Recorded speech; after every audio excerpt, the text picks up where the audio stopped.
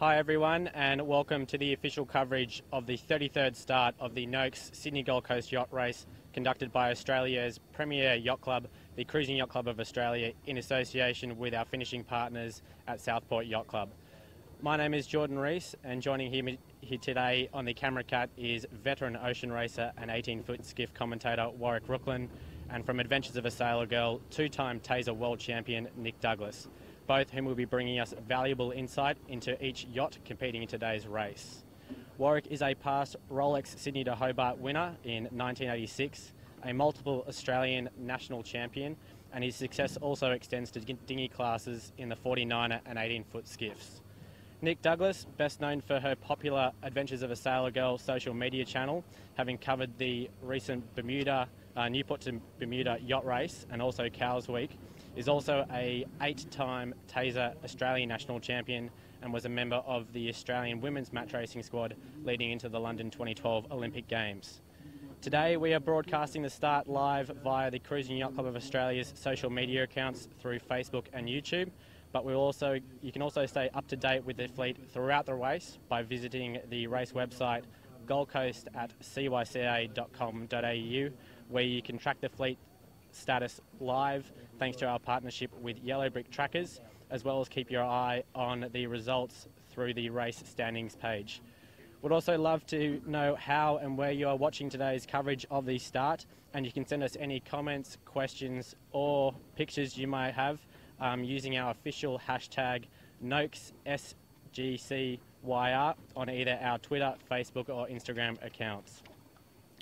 The Sydney Gold Coast Yacht Race is proudly sponsored by Noakes Group, Australia's leading marine services company, power and sail, both large and small. Noakes sets the standard for marine services. We have 54 yachts and over 600 sailors who are all in their final preparation now for today's 384 nautical mile race to sunny Queensland. We have boats ranging from 9 metres to 30 metres, all taking part in Race 1 of the Audi Centre Sydney Blue Water Series, a 6-race series which will culminate with the iconic Rolex Sydney Hobart Yacht Race later this year on December 26. We are down here on Sydney Harbour now with just over 10 minutes to the start of the race. We don't have a lot of breeze here at the moment, but Nick, we're going to flick to you now. This is such an incredible race. What do you think keeps bringing people back? What keeps bringing people back? Well, this is the 33rd edition of the Noakes Sydney Gold Coast race, so obviously everybody's having a great time. I think what keeps people coming back is that it's definitely winter and it is a little bit chilly out here. I myself have 3 jackets on right now and one on my lap, and you do get to head north, which is one of the key elements of this race, I think, heading into warmer waters towards the beautiful Southport Yacht Club on the Gold Coast. So I think that's what keeps people coming back. But then we also have a very competitive fleet. I believe we have 54 boats which will be heading out on this 384 nautical mile track. And even though it's very light out here at the moment, I'm sure that we will see some definite action once that gun goes in. Oh, not too long. How long until a start was, do you reckon? Yeah, about 15 to 17 minutes until we will start here today. As you've just said, Nick, obviously not a lot of breeze here on Sydney Harbour at the moment.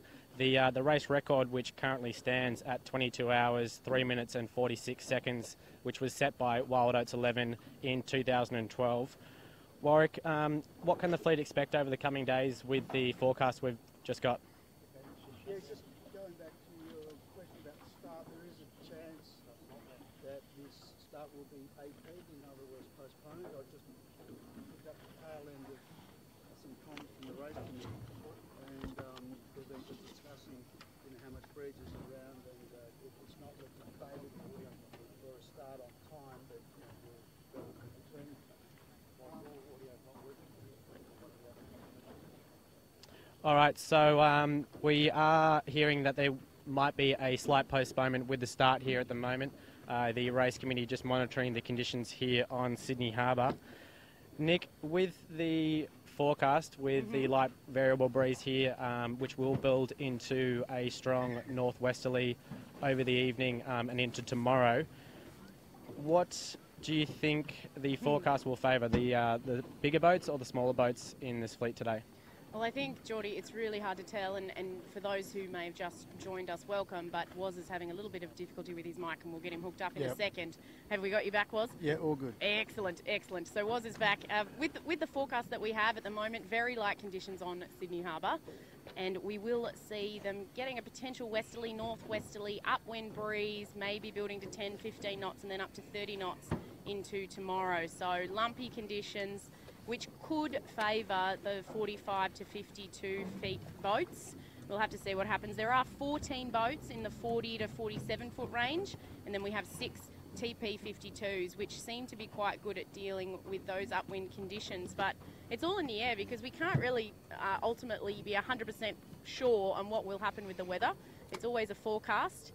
And I think, Woz, you probably have a little bit of insight given your knowledge for the forecast.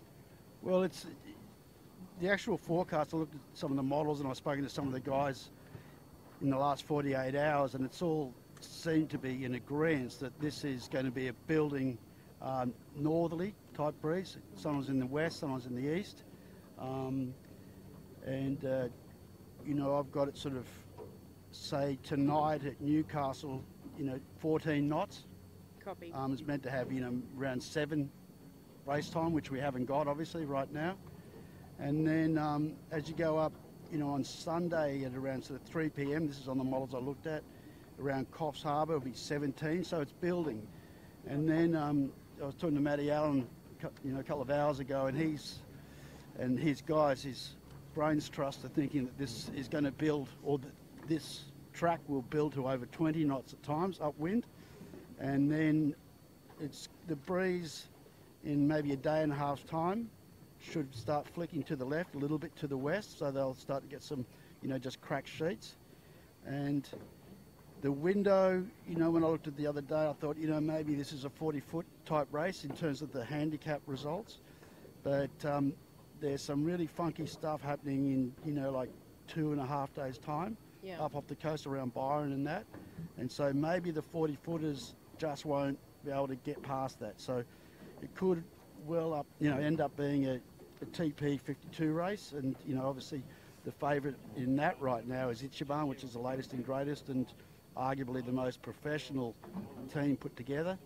The other one, which is I think we might be, we're not looking at now, but there's Envy just off to on our beam on the starboard there. That's the ex-Ichiban, and that's a World Campaign boat also, so they'll be in there. So it'll be interesting. Talking to the guys, it's probably not a heap of current. Running sort of 1.5 knot to maybe 2 knot current if you're not too far offshore, and there's no real reason at this stage for the boats to be well offshore. So it's pretty much a coastal race. But since this race, well, in '86 it started. It used to be earlier in the year, and so this is typical winter stuff. So funky, coastal stuff, which we all know. You do the winter series or whatever, can be quite unpredictable. Yeah, absolutely. Yep. So Woz, you've just said all that, and that's all beautiful. But come on, who's your money on? Come on, let's put down some bets. Come on. I'm not a betting man. I'm not a betting man either, so let's make it friendly. Okay. All right, well, I was thinking, I think St Jude could do a good job. Good momentum. It's, I think it was a 47-foot Sydney 47, so it could go, okay when it gets a bit bumpy, as the sea state will increase and it'll get quite bumpy later on. And then, maybe Ichiban. I think it's going to come out of that. I don't think we're going to see a repeat of last year where Azura ran home really hard downwind and took the title. Yeah, I think Ichiban as well. It's hard. We haven't actually seen her perform in terms of upwind, just because every single race that the new Ichiban has done thus far has been a reacher. And I was talking to Matt about that this morning in an interview, and I think it'll be really interesting to see how it goes uphill. I know that he prefers his old one for reaching, which is Envy, but this one is a little bit unproven. But that said, there are 6 TP52s who could all be in a good position, depending on what happens as this drainage wind settles off and that westerly comes through. Yeah, definitely, and thanks for that, guys. We've just got this shot here now on Envy Scooter, so that boat there, as we were just saying, the ex-Ichiban, Also, that boat has come from the Med Cup previously with the Azura campaign out of Italy in 2011. We are going to start looking at the line honours favourites here. So with the 54 yachts competing this year, we do have 4 100-footers, which is a record for this race. We will see the Mark Bradford's Blackjack returning, and they will be joined by Christian Beck's Infotrack, Jim Cooney's Comanche, which will be competing in their first Noakes Sydney Gold Coast yacht race, and one of Australia's most successful ocean racing team, Wild Oats 11, obviously skippered by Mark Richards, who obviously will be looking for a bit of redemption after the Rolex Sydney to Hobart yacht race incident last year. So we're just having a look at Wild Oats now through our camera here on the Camera Cat. Still no breeze here on Sydney Harbour. But we were able to send our media guy over onto the Infotrack, which was the ex-Loyal, which won the 2016 Rolex Sydney to Hobart, for a closer look down there as well with a onboard interview.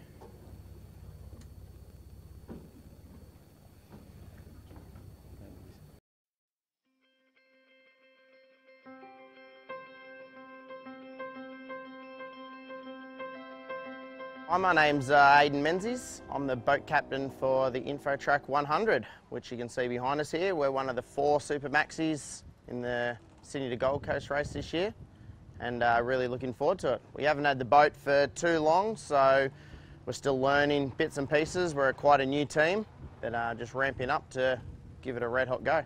You know, going to treat this race as a bit of a training run for the Sydney to Hobart later in the year, but you know, just trying to get some crew organised and you know, some processes in place. So everything on this thing's definitely built for speed and keeping it nice and light. We are one of the heavier girls in the race, so we try to Jenny Craig as much as possible, so no real creature comforts, this is a bare necessity. So pipe cots the whole way through on both sides. Coming aft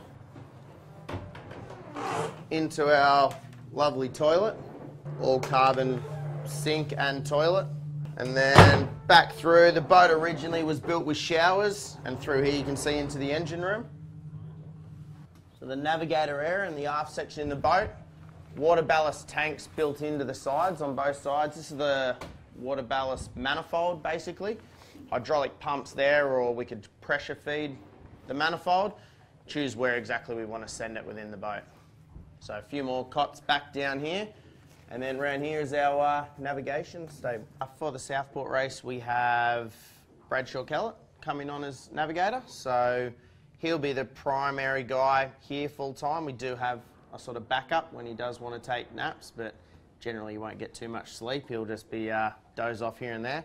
Bradshaw likes to sleep in the seats a bit, so he's on hand when he needs to be. So yeah, this is sort of Bradshaw's domain for the race. So yeah, this is down into the bow area. Quite a step down, but once we're in here, it's just a big open void basically. We use it as a bit of a storage locker for when we're not racing, and then once we're racing, all this gear goes back in the boat to be used, and we keep the hatch shut and pneumatic air seal to keep it nice and watertight down here. What we're looking at here is the 2 structures for the Dagger Boards. So we've got an upper and a lower bearing internally inside here. They're fully watertight, and the boards up and down depending on what the helmsman at the time wants. We run 2 pitmen, so they've normally got more than the early settlers. So they've it's a full rope system, that not rams. So they'll load winches on and off to pull boards up and down. So yeah, what we've got here is the primary pit winches. So we've got 2 per side, so we obviously split all the halyards and boards and everything side to side. Commonly known as the snake pit, this area, because with a boat this big there's a huge amount of ropes. Then down onto the primary winch, mainly used for jib and kite. Then when we have to, we'll use the traveller winch there for a secondary primary winch for trimming. And then back down to the back, we've got the runner winch. So yeah, quite a bit going on as far as buttons and winches and everything, but you know, each person to their area, and they just know what their winch is and what their gear is. From here, the helmsman can cant both ways, and we can also tack the keel from side to side however we want to. We have fast and slow speeds depending on what manoeuvre you're actually doing, and everything comes back into the B&Gs here, and we can actually see what angle we're sailing at with heel and where the keel is at any given time. Look, we're really looking forward to it. The owner's super excited. We're super excited to get it out and see how we can actually go against the rest of the guys.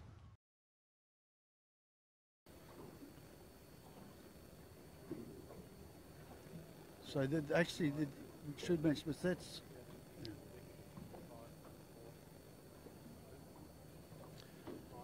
And thank you very much to the InfoTrack guys for allowing us on board there. Well, we have just made AP here from the race committee for the start of the Noakes Sydney Gold Coast Yacht Race. Again, no breeze down here on Sydney Harbour, so we are now in our waiting game. With the rest of the fleet here, we are right alongside, I'm not sure what this boat, Nick, do you know what this boat we've got right here next to us? Sure, that's Showtime. It is one of the potential contenders for Division 2, I think, a Curve 40, owned by Royal Prince Alfred Yacht Club members. So great to see them here, and just one of the many boats within this fleet of 54 boats who are all milling about us now, guys. It's fantastic to see. We've got Vision now on the start boat team, and you can see there's so little breeze. The AP flag, or the postponement flag, is actually not flying. So we've just heard from Dennis Thompson, the race officer, that we will wait until the breeze fills right across the start line so that these guys can get off to a fair start. That's what we're all about here. And it's absolutely awesome to be waving at people as they go past. We just got called starboard, even though there's no breeze. Bye-bye, Calavan 2. Yeah, well, this is sort of all better for power boating and sailing right now, so hopefully this breeze does click in. We were talking before, it was predicted to be light anyway, around 7 knots for the start, but I just noticed we're starting to get a little bit of sun now, so maybe a little bit of that thermal might help bring the breeze in. I can see boats around us in the moorings are starting to point to the north now. Yeah. So we might have a little look around and just see what's sneak happening. around and maybe head out towards the heads a little bit. Sounds good. And just looking at the live forecast here at the moment, we do have a northerly on North Head. It's still only at 3 knots, but the rest of the harbour has gone completely dead, as you can see from our shots here. So we will be waiting around for the start as we now just make our way north up to see if this breeze will settle in.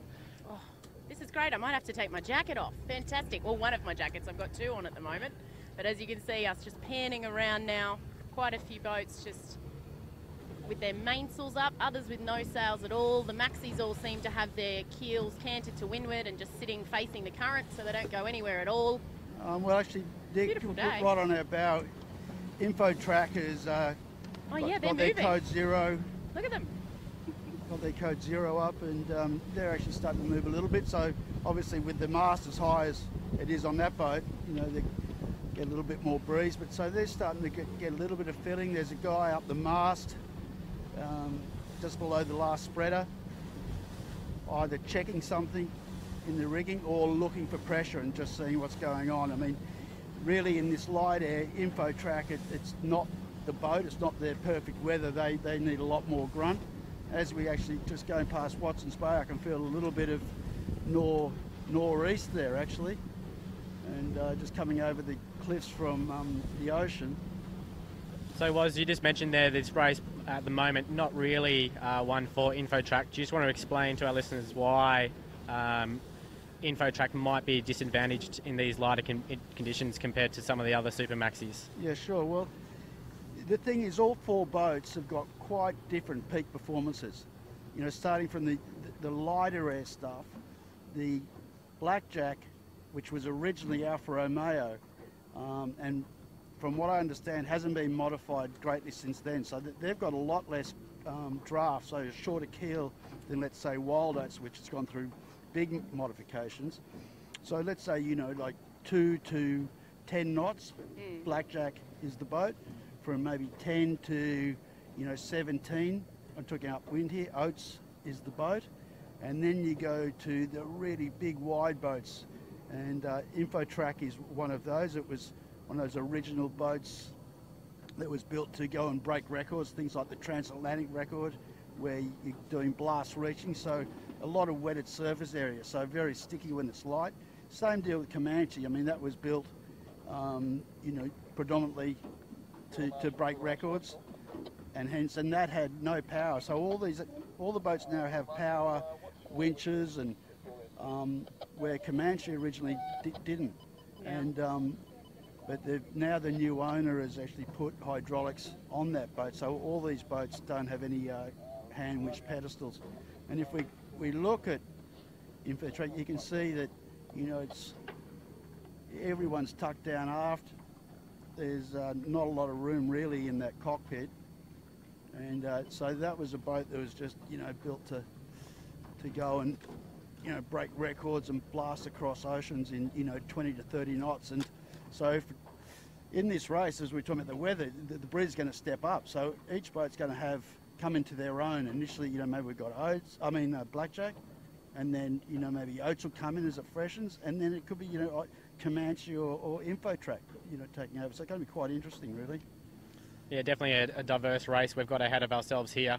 And of course, Brad Kellett, the navigator on InfoTrack for this year's race. We're not quite sure who's on the helm at the moment. Of course, Tom Slingsby, who was driving that boat for the last two Rolex Sydney to Hobart's, not with us for the event. And of course, from Oracle Team USA, Jimmy Spithill is back on the helm of Comanche, Jim Cooney's yacht, which was competing in its first Noakes Sydney Gold Coast yacht race. We might go over and have a look at Comanche. Yeah, let's go have a look. And just talking about young Brad Kellett, plenty of pressure on that young bloke's shoulders. I mean, you look at the opposition of the navigators. You've got, you know, Juan Villa. Yeah, Stan Honey on Comanche. Exactly. And Tom Addis, done plenty of Volvo races, you know, switched on guy. So, you know, he's really up against some highly professional and well-regarded opposite numbers in his role as navigator on InfoTrack. You know, I think we can't underestimate the value of team at this point either. And Juan Villa has been with Wild Oats for a very long time, just as he's been with Matt Frey. In fact, he's so dedicated to the Wild Oats program, he finished the Volvo leg on Matt Frey in Melbourne and almost jumped on to do the Hobart with him, but then decided at the last minute maybe he was a little bit weary. But yeah, Comanche, definitely a stacked crew, and as mentioned it was built to break records. Currently holds the transatlantic record for a monohull. It won the Hobart last year, which was a very contentious point, to be sure. But on board, not only Jimmy Spithill from Oracle Team USA, but Tom Johnson or Meerkat, also Kyle Langford, Kinley Fowler. There's quite a few OT USA guys on there, and a few Volvo Ocean Race guys as well. Daryl Whistlang from New Zealand, who has recently won the Volvo Ocean Race with Dong Fong Race Team. And I think we've seen quite a few Volvo Ocean Races return to jump on board these Maxis. But this boat is not, this race is not just about the Maxis, guys. There are 4 of them, and it's very awesome to have them all here, but there are 50 other boats in the fleet, which could all take away the title in terms of an overall winner, which is not just about line honours. And I think Kyle went through the CYCA Youth Academy, I believe. Yeah, Kyle's definitely one of our star graduates out of the CYCA Youth Sailing Academy. We've got quite a few of the YSA sailors in the fleet here today across multiple boats. I think there's about 8 of them in total who are current members of the YSA competing. Of that, 6 of them are on Espresso Forte as we just go past Comanche here. And just in the background behind Comanche, we can see Smuggler, which was the overall winner of the recently relaunched Ponant Sydney Noumea yacht race earlier this year. So again, that boat will be in contention for the overall victory in this race. So strong contender. It'll be definitely a strong contender, and that yacht there from the CYCA, and it is a Rogers 46. So again, it kind of fits within that 40 to 52 foot range that we were explaining earlier that will be the hot favourites for this year's race. And yeah, fresh off that victory in the Ponant Sydney Noumea race earlier this year. This one's a little bit shorter though, Geordie.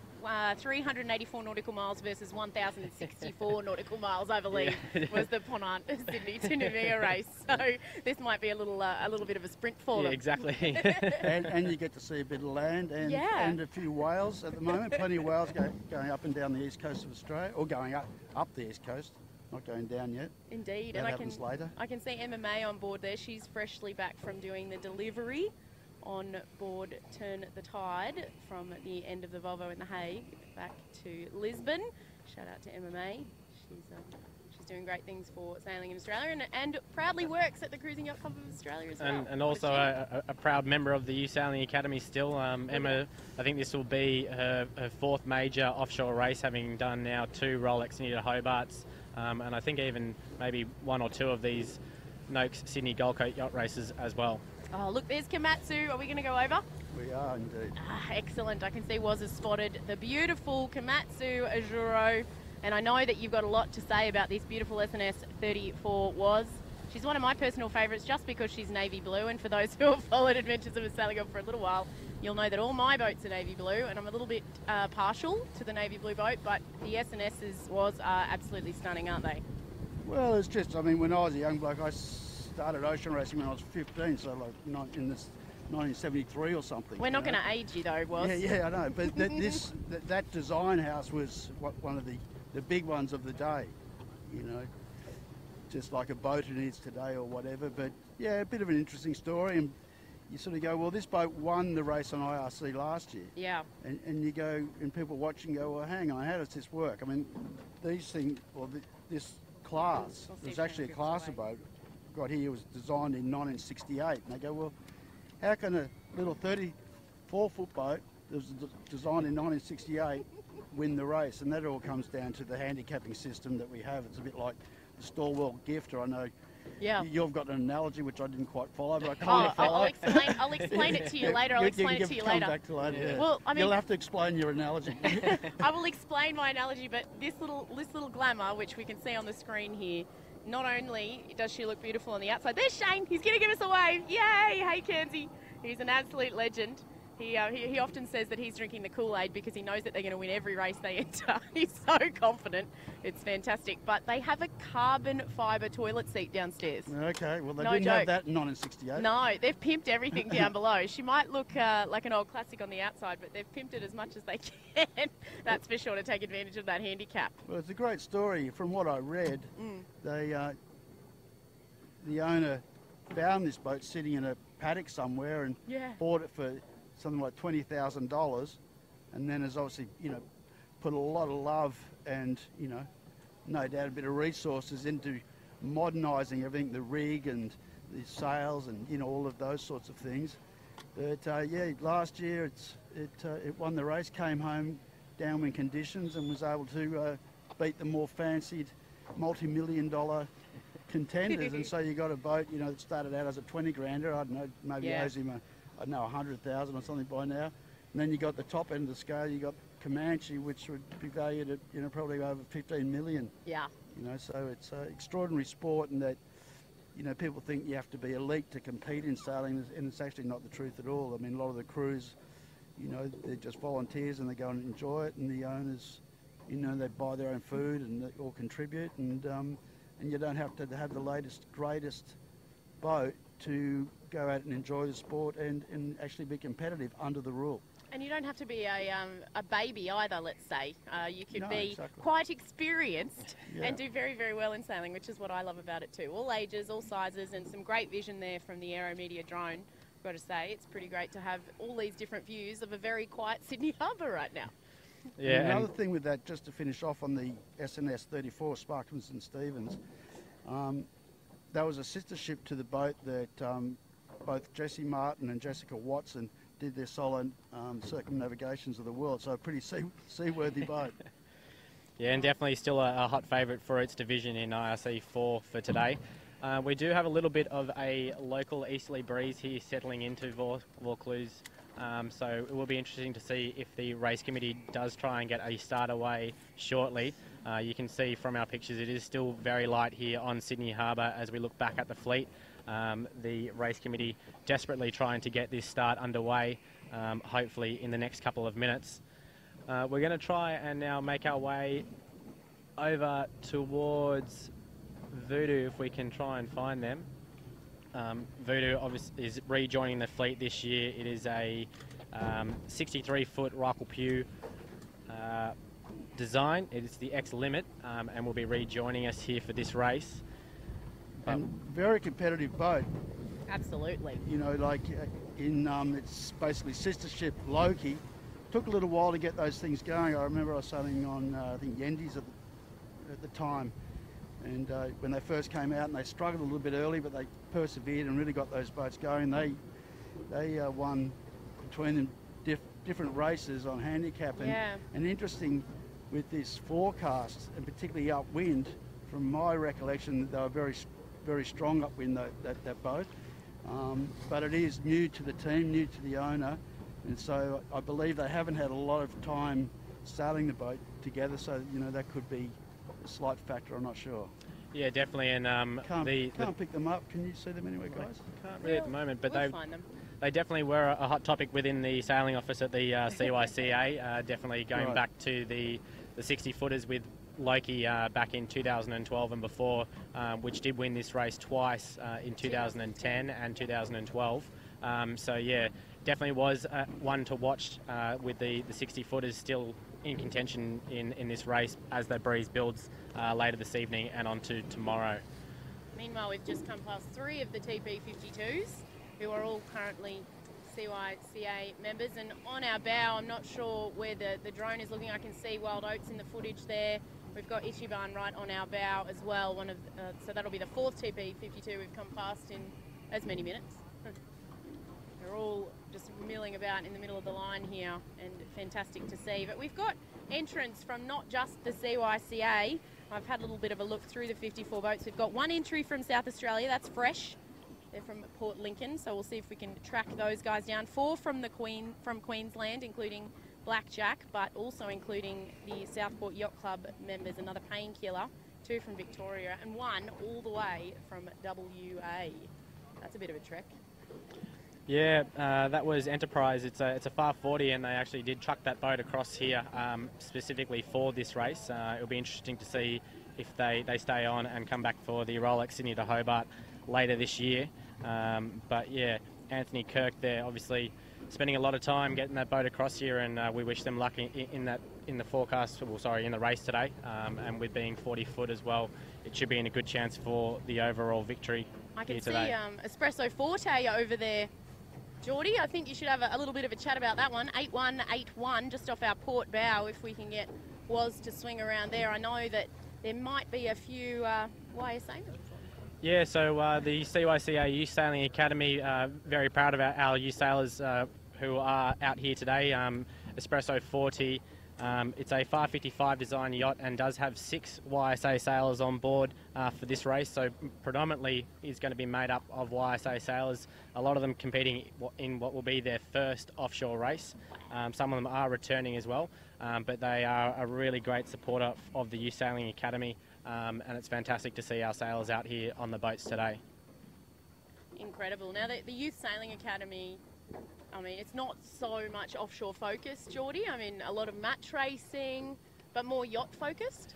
Yeah, look, the Youth Sailing Academy, we're celebrating our 25th year in 2018. So we're obviously very proud of that academy here at the Cruising Yacht Club of Australia.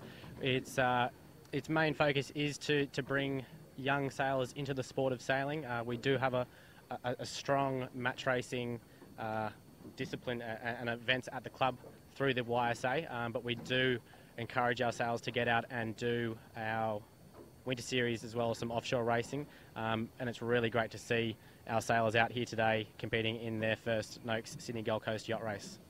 Absolutely. Now, we do have some questions on Facebook, and remember, guys, you can use the hashtag Noakes SCGCR, that's the Sydney Gold Coast Yacht Race, and you can check out the hashtags all over our Facebook page as well. But we do have some questions asking, how long until the start? Seems to be the most common question on the Facebook feed. We don't actually know yet, ladies and gentlemen. We are currently postponed and the race committee will do their best job to get everybody away when it is a fair racetrack, but we can see a little easterly building at the moment, so hopefully we aren't too far off schedule. But we will stay live and we will keep bringing you the action direct from Sydney Harbour for the start of the Noakes Sydney Gold Coast Yacht Race. Yeah, well, I did hear this morning around the dock that there was talk that we could be delayed for up to an hour. I believe the race committee's intention will be to start the race no later than 2 p.m, no matter what the conditions are on Sydney Harbour. So we could have up to a 50-minute wait here, just still waiting for this breeze to settle in. Still a glass out as we look around the harbour. We've still got maybe 1 or 2 knots here from the east in Vaucluse, but really nothing else around on the harbour for us, unfortunately. Well, that's okay. We get to check out all the boat porn. Fantastic. Absolutely fantastic. And just off the starboard bow, we've got Espresso, Ichiban checking in with the Yarran Abbey, which is where all of our VIPs are currently hanging out at the moment, including the board members, the newest Commodore, Paul Billingham, and the rear Commodores, Vice Commodores. The AGM did happen last week, so congratulations to all those newly appointed board members for the Cruising Yacht Club of Australia. And we are going to go and check out some more yachts for you, ladies and gentlemen. So there's info track on the drone footage. Thank you very much, Aero Media, keeping us entertained while we're talking you through a few of these yachts. And we're looking for a black hull, I believe. Who are we chasing, guys? Voodoo. Aha! It's been spotted. So yeah, while we are on our way looking for Voodoo, the Sydney Gold Coast Yacht Race is supported by Noakes Group. They are the leading marine services based in Woolwich. Over across in Woolwich, and they can help you out with pretty much anything from rigging, painting, and all electrical as well. So we are just on our way now across to find Voodoo, the RP63 boat, the X-Limit, which is rejoining us here today for the start of the Noakes Sydney Gold Coast Yacht Race. Again, we were able to send our media team across to have a closer look on board Voodoo earlier this week.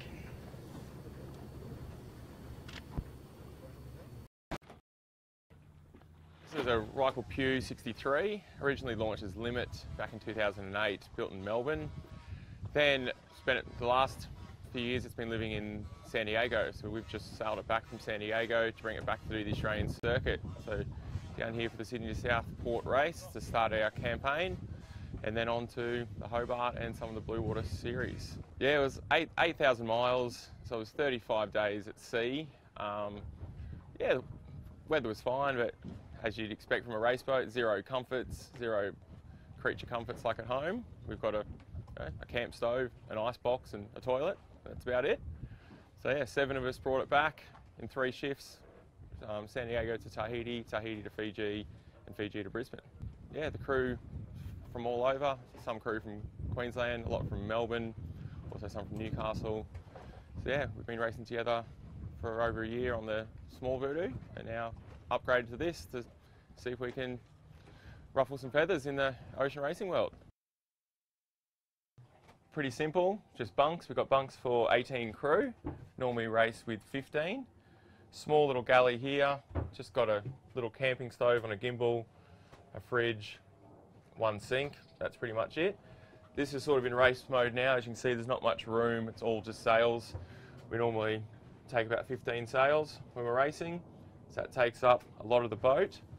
And apart from that, as you can see, yeah, just bunks, small nav station aft there, sort of where all the weather routing gets done and the navigation. And yeah, little head to the starboard side there, wet weather gear up forward. Yeah, very basic. Actually lucky enough that the cushions stay. Aft they're pipe bunks, so they've just got the mesh netting so they don't have cushions, but yeah, we're pretty spoilt with those. We've even got, yeah, the pillows and the sleep bags. Pillows a bit of a rarity on a race boat. Yeah, full stack up forward, that gets moved around the boat depending on the wind and how we're sailing, but for now we're just sort of packed up for the week, so we've just moved it all forward out of the way. But normally the sails will lie back in the bilges there, keep the weight aft, or to windward side when we're racing. Well, we normally sort of take turns. I normally try and cook up some meals before we go, and then we just, yeah, it's easy just to heat them up on the way. Pre-make lots of sandwiches, that sort of thing. It's only a short race. Should only be one night if we've got breeze, so try and keep it as simple as possible.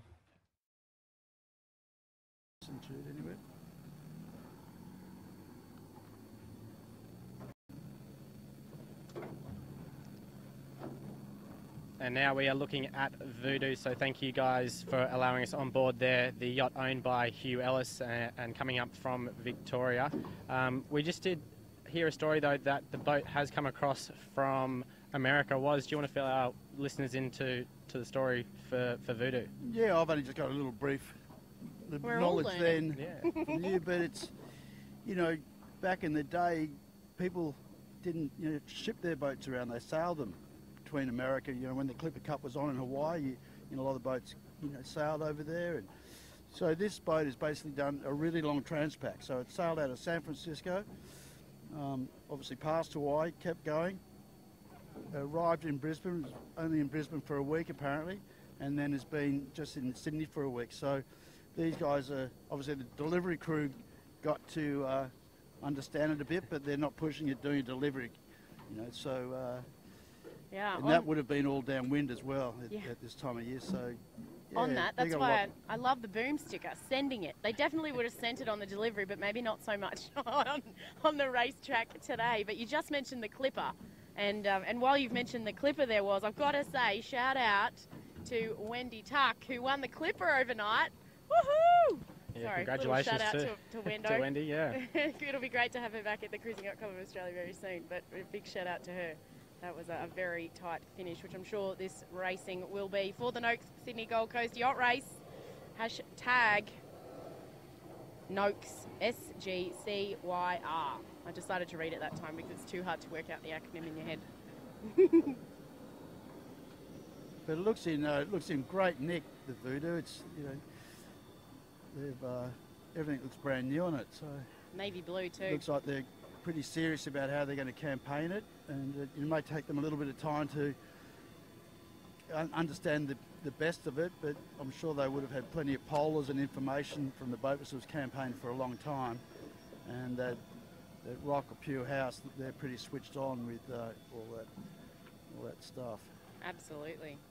I really like the look of it actually. This might not be the race for it though.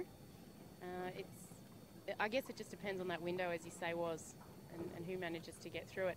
Oh yes, here comes a dual kayaker coming towards us. Can we see the kayaker on the footage? I remember 2014 start of this very yacht race, watching a kayaker overtake Wild Oats 11 to leeward. It was my favourite moment of that start.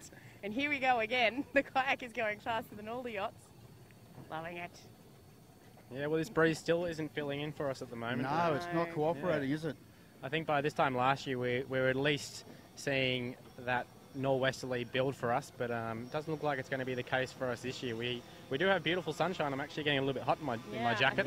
I'm going to take my jacket off on Yeah. that. Let's do a peel. Yeah. A different kind of peel. But I I'm going to wouldn't- peel my jacket Wouldn't off. actually mind just a little bit of breeze to cool us back down, but What winter? Looking at the live readings from North Head at the moment, we do have a 4 to 5 knot nor'easterly filling in up the course, so hopefully that means it is on its way down here. We might be still under AP for another 10, 15, 20 plus minutes, but we'll just be waiting here for this breeze to settle in and build before we can get the start away. Fantastic, and we will continue to keep you posted as we see views of Wild Oats 11, and there's the bow of Voodoo just in the corner of our screen, and there's Wild Oats 11 again. They're just sitting pretty. Everybody's having a bit of a chill. I mean, you've done a lot of yacht races, potentially where you've been a little bit becalmed and looking for things to do. What's happening on board these yachts right now, Having a bit of a chat? Well, yeah, there's nothing to do. Just chill out, try and, find conversation. I mean, Mothy's always a good entertainer. He is. Ron Oates, but yeah, all those teams have been together a long time, and just be idle chat. People would be grouping off, I suppose. And, Yeah, speaking of talking about all Mothy. sorts of different things. Probably not related to sailing right now. Talking about the football. I still don't know who won the Swans game last night. I fell asleep before I got to see it. Quite depressing. But anyway, back to the yacht race at hand. Speaking of Wild Oats and Mothy, I believe he's won a few races with that team. And it was good having a little bit of a chat to him this morning, as well as Mark Squark, Bradford, and Bradshaw Kellett. And everybody's looking forward to racing each other again, because it's not often that these maxis actually get to line up against one another. On our bow just now we have What's Next. Great to see them out and about. A Sydney 47 owned by Charles Cupid. That could go okay upwind, I think. I don't know a lot about it, but I mean they're very robust boat. All those Sydney yachts were, and it's it's got a bit of waterline length, not too much sail. Absolutely, I know. Looking at what the crew are doing. Not going to help them. Or they're sunbaking. They're sunbaking. They're having a nap in their wet weather gear. I love it. But obviously you can do that before the start. If these conditions were after the start, it would be 100% concentration, trying to get any bit of pressure or find that pressure. And I mean, there are times, depending on where you're sailing, in places like England where there's a lot of current, you can be in an ocean race and actually have to drop the anchor from going backwards.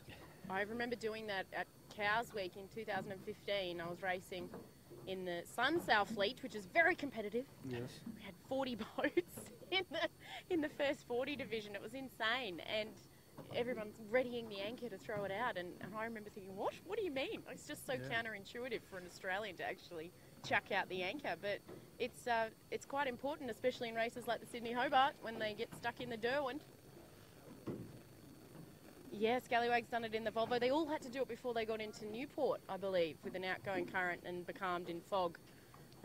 That sounds like fun, doesn't it? Well, you can actually be in a situation where all your sails are setting, but you're not making any progress over the ground. You might be doing, 3 knots through the water, but in 4, 5, 6 knots of current, which can happen in different places in the world, you're actually going away from the finishing line. Yeah, well, we might see a few of those anchors out at 2 o'clock if the race committee does go ahead with the start at that time. We do have the high tide was this morning, so the tide is going out at the moment. So we'll just have to wait and see. Hopefully a bit more breeze though. And when's the bottom of the tide? Low tide. Just while that's happening on screen now, we have Foreign Affair, which isn't actually doing the race, but it's a beautiful little 30 owned by CYCA Yacht Club members, the Wilkinsons. Lovely family affair. And maybe off the bow, just to the left, we might zoom into Primitive Cool, is one of our Victorian entries with the flag on them and the Sea Shepherd logo on the mainsail, which is one of the charities that team supports. Great to see them doing this race yet again, and I know they'll be doing the Hobart this year, which is just fantastic. I think that might have been a rock pier boat. That is an RP, yeah, yep, absolutely. RP 51, and actually that won the Rolex Sydney to Hobart back in 2010 as Secret SMB? Men's business. Okay. So yeah, definitely will be a contender again, and hopefully we'll see it again later this year on December 26th. Absolutely, yeah, they're doing the Hobart this year. They weren't able to do it last year due to other family commitments, but it'll be great to see them back for the Rolex Sydney Hobart for the 74th year. Ooh, almost time for the 75th. That's going to be massive, isn't it? Oh, yeah, can't wait for that one.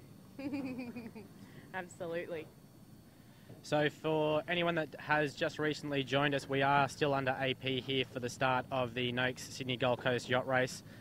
It is 1:23. We were meant to have a start at 1 p.m, but unfortunately the breeze just isn't cooperating with us today.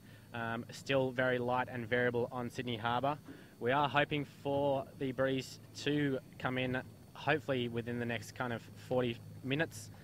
There is a light northeasterly up at the heads, which will hopefully fill down to the start, which is just north of Nielsen Park here for the Noakes Sydney Gold Coast Yacht Race. Yeah, I can see, I mean, we're looking into Watson's Bay and I can see just a very, very light east-northeast. Yeah. It's strange, but that's sort of the lowest part of the coastline where we are, is in the gap there at Watson's Bay, and a little bit of pressure coming through there, but it's not really attaching anywhere else. Yeah, I can see maybe a 30-footer. I think he's just a casual sailor. He's actually moving up there in Watson's Bay. Yeah. So it'll be interesting to see if the race committee does try and move on this. They will be very eager to get this fleet underway for the 33rd start of the Noakes Sydney Gold Coast Yacht Race. Awesome. Love that view. It'd be nice if John, I could fly the drone back here and we had a quick look outside the heads. Yeah, I'll just Jono, talk go. to our producer. Can we, Chits, can we arrange Is he going? that? Yeah, there he goes. Awesome. Thanks, Jono. He's going to go have a little bit of a look for us. In the meantime, what beautiful views of that entire fleet of 54 boats for the Noakes Sydney Gold Coast Yacht Race. So Look at this. Yeah, I okay. love this vision. Okay, this go, is Jono. amazing. And spectacular footage, but just not great for a yacht race. no, it's good for power boating or sunbaking. Oh, it's fantastic though. Just look at, this is why And we you've can got to just- love Sydney. And you can just see coming into picture there for people that aren't that familiar with Sydney, that's South Head in the bottom of the screen, or the bottom part, and that's North Head at the top there, and that's the gap to get out into the ocean. And the breeze is meant to be coming from we're feeling it east-northeast at the moment, which is a kind of contrary to what the forecast was. We're thinking it's going to be a little bit more northwest, but that's just not happening at the moment. Yeah, so the fleet here will make their way up Sydney Harbour eventually once we do get this start underway out the Sydney heads before turning left. I think that some sailors might get confused with turning right, but hopefully they will all go north up towards Southport for the 384 nautical mile race. Awesome, awesome, awesome. We're just listening to the radio now. Should we tune in?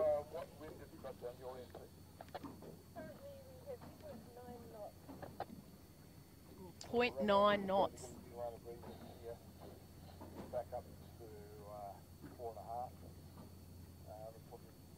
Much more promising. Might fly up on North Head. Since the breeze line is going to be too much north. So about as south here at the moment. So there you may have heard Dennis Thompson, the principal race officer.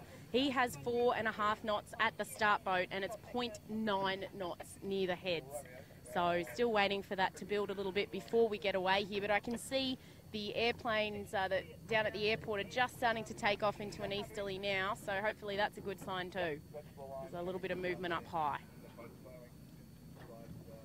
Yeah, well, with that breeze currently up in Vaucluse, it definitely would make for a committee boat end start for the fleet here. It might be a bit congested if they did try and start, so I'm sure Dennis will wait off a little while longer. But actually, just as we say that, we do hear a horn. I can still see the AP flag flying. I think that might be the ferry, actually, this little Manly ferry making a little bit of a horn to say they're coming through. Yes, it is. Yep. It's the Manly Fast Cat ferry just beeping because there's basically a plethora of boats hanging around between spectators and also the 54 racing yachts for the Noakes Sydney Gold Coast Yacht Race. You can see that basically blockade there on the beautiful vision from the Aero Media drone, and we can still see the horse. Yeah, Oh, awesome. Chutzpah.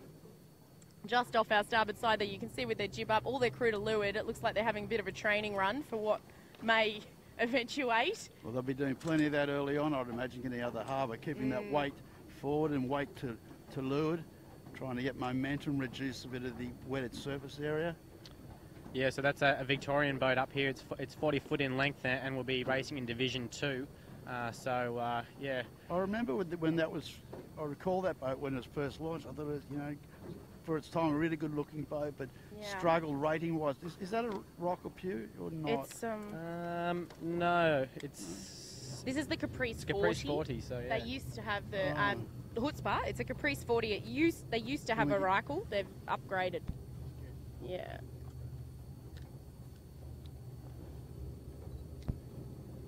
So Bruce Taylor, the owner there, and as you can see, these guys, they are moving, which is a good sign for us. Yes. So I think they will be signalling to the race committee that they want to get underway and start heading north up to the heads and up to Queensland.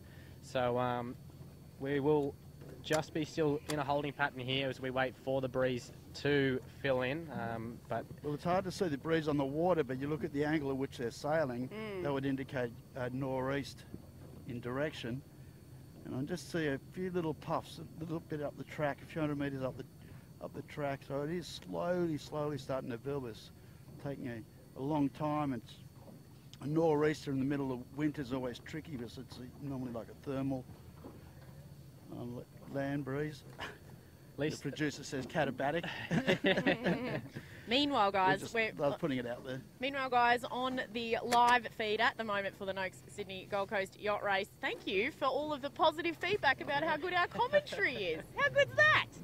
That always makes us feel good, especially when it's a little bit tricky waiting for the breeze, which we have no control over. Meanwhile, we've got Merlin coming past our bow, as well as Celestial, owned by newly appointed Rear Commodore Sam Haynes. Great to see him out racing with his team. Another TP52 in the race here today. And those guys, they were the IRC winners New South Wales winners in 2016, I think it was. 2014, I believe, in front of me.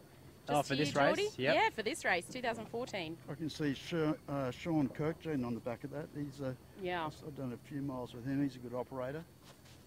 Yeah, he's the tactician for Sammy Haynes, who has also had Gordy Maguire on during the winter series, whilst Ichiban hasn't been doing the winter series. So Gordy Maguire and Sean Kirkjean, that's pretty strong, but Gordy is now back on with Ichiban. So interesting TP52 tactics there. They seem to share their crew members around, just the same as the Maxis and the Volvo boats at the moment. It's really interesting, that whole TP thing. It ended up being so strong for ocean racing, and it was never envisaged to do that. It was basically, originally it was the Transpac 52, so it was a downhill boat, and then became a strong class. But it ended up being inadvertently a really good size and shape of the box rule to suit the IRC. And look at the number of wins that a TP52 has had in all our major ocean races in Australia over the last decade. There's plenty of them, so they've been able to, have these big teams develop these boats, on the European circuit, and then when they're not competitive anymore in that box rule or the Euro circuit, they get sold off as an IRC boat, and people are picking up, high performance boats for a third of what they were, cost to build. Absolutely, like Hooligan has just come out to Australia too, and I'm sure we'll see her in ocean races in future. But it was interesting because I think it sort of went through a pattern of Cooks and 50s and that 50-foot range, it sort of became the trend. But then, Quest, Balance, how successful has that boat been? Incredible. And now Ichiban is doing very well. But that said, as we've said a few times already, it could be any number of those TP52s that get up depending on what happens overnight. This first night's going to be quite critical, and also potentially a little bit lucky. We'll see what happens. We haven't managed to find St Jude yet for those who are watching and are requesting to see her, but as soon as we do, we'll make sure we bring you some vision of that boat. And hey, she might have a good start too, in which case she'll be featured. So just back to the forecast for the next 48 hours. We were speaking before that it is expected to build overnight around to the northwest and up to maybe 20-25 knots was, I think you were saying earlier, with some actually maybe possible thunderstorms. So having done some ocean racing yourself, how do those teams prepare for a thunderstorm, for the stronger breeze? Obviously a very mixed from what we've got here with no wind at all, heading into the first night. Yeah, well, I mean, the thing is, I sort of contradiction in terms. I was going to say the modelling is pretty good these days, but here we are, we're running an hour late almost. But yeah, it depends a lot whether it's upwind or downwind. In upwind, quite often you'll just get a progression of a build.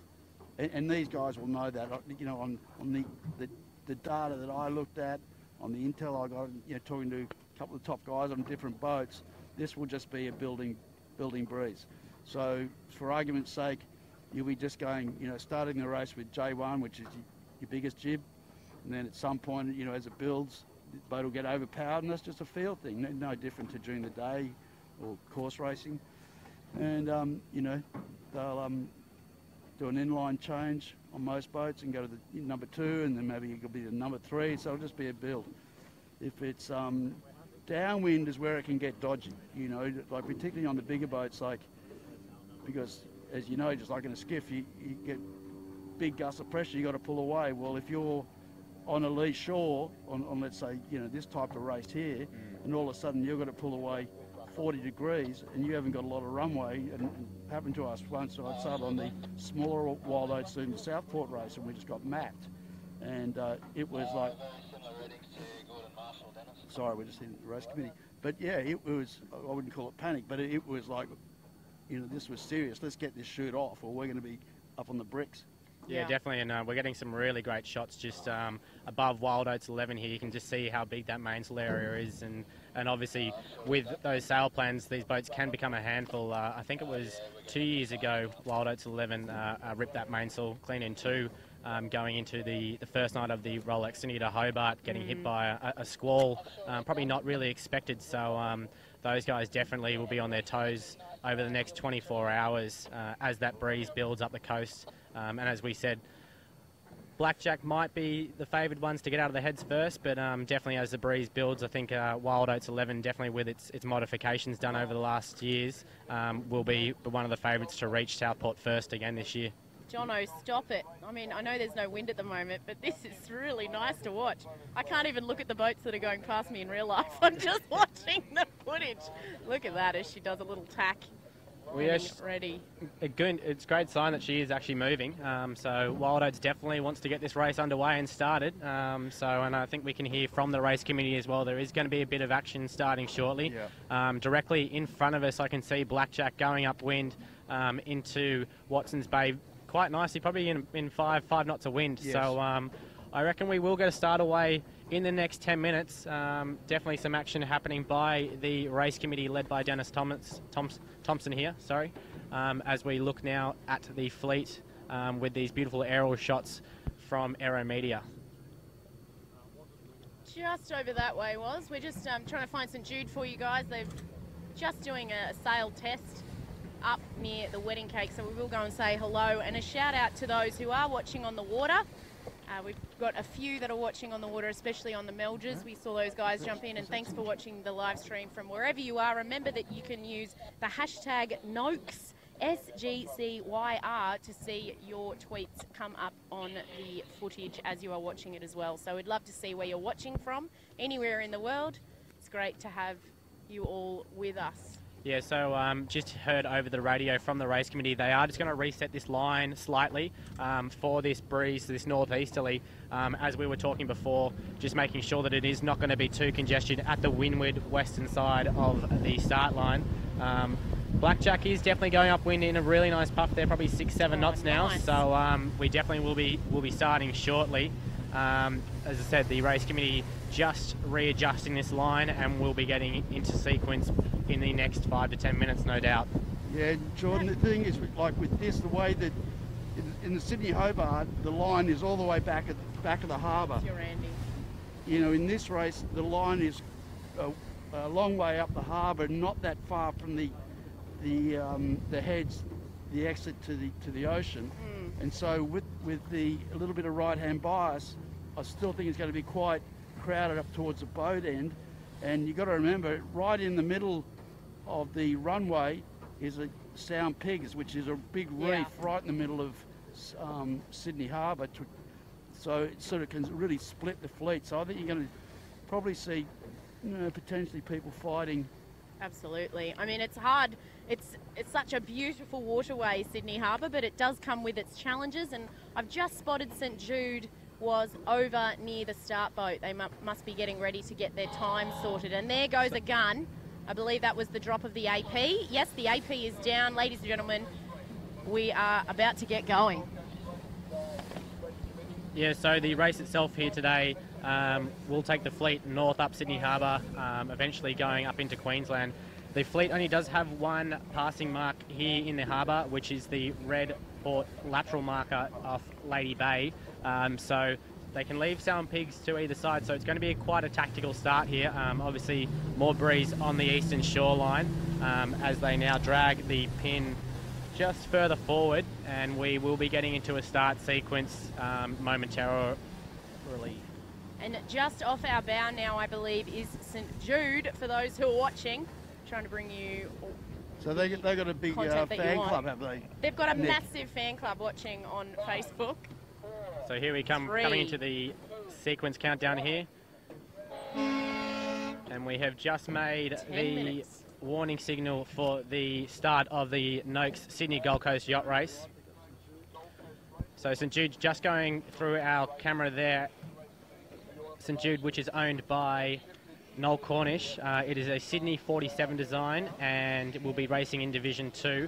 It won the Division 2 IRC Blue Water Series last year. So again, another boat to watch fitting into that 40 to 52 foot range. Absolutely, and I think it was the Cabbage Tree Island race last year where we saw them do quite well when it was very soft. They had quite a bit of momentum and then were able to come home. And I believe that that race was actually won by Zoe Taylor on board Grace O'Malley. Grace O'Malley is out and about, one of the Cookson 12s, along with Sail Exchange. That's an interesting little story as well. We're right off the bow of the committee boat now as everybody starts to warm up and have a final look at this line. Feels pin favoured for angle to me at the moment, but definitely starboard end favoured for breeze. What do you think, Woz? Yeah, well, I'm just starting to have a little look there, Nick. It feels, or it sort of visually looks like to me there's more pressure up towards the committee boat side of the line. Agreed. Yeah. I can see a couple of boats down, Comanche's down. Well, they're not sailing probably, but there's, I don't know if it's Ichiban is testing. The breeze has actually gone further to the left, a lot more true north now, like a bit of tricky, very tricky. Oh. Well, at least it will make for a very tactical start here. So we we have 54 boats on the start line for this race. So it's a little bit different from the Rolex Sydney to Hobart, where the fleets are split between 3 start lines due to their size and speed. Woz and Nick, just share a little bit of insights on what the tacticians, the skippers, will be looking like, and some of the difficulties, starting with a fleet ranging from 30 foot up to 100 foot. Well, I think while Woz is driving, and we'll definitely come back to him, he has more expertise in yacht racing than I do, but the Maxis, they know that they're going to be able to get a little bit more pressure due to their rig height than the other boats. They're just going to be looking to stay out of trouble. The boats that will be really pushing the line are those 45 to 50 footers and those professional yacht racing teams. I think there's definitely more pressure at this starboard end of the line.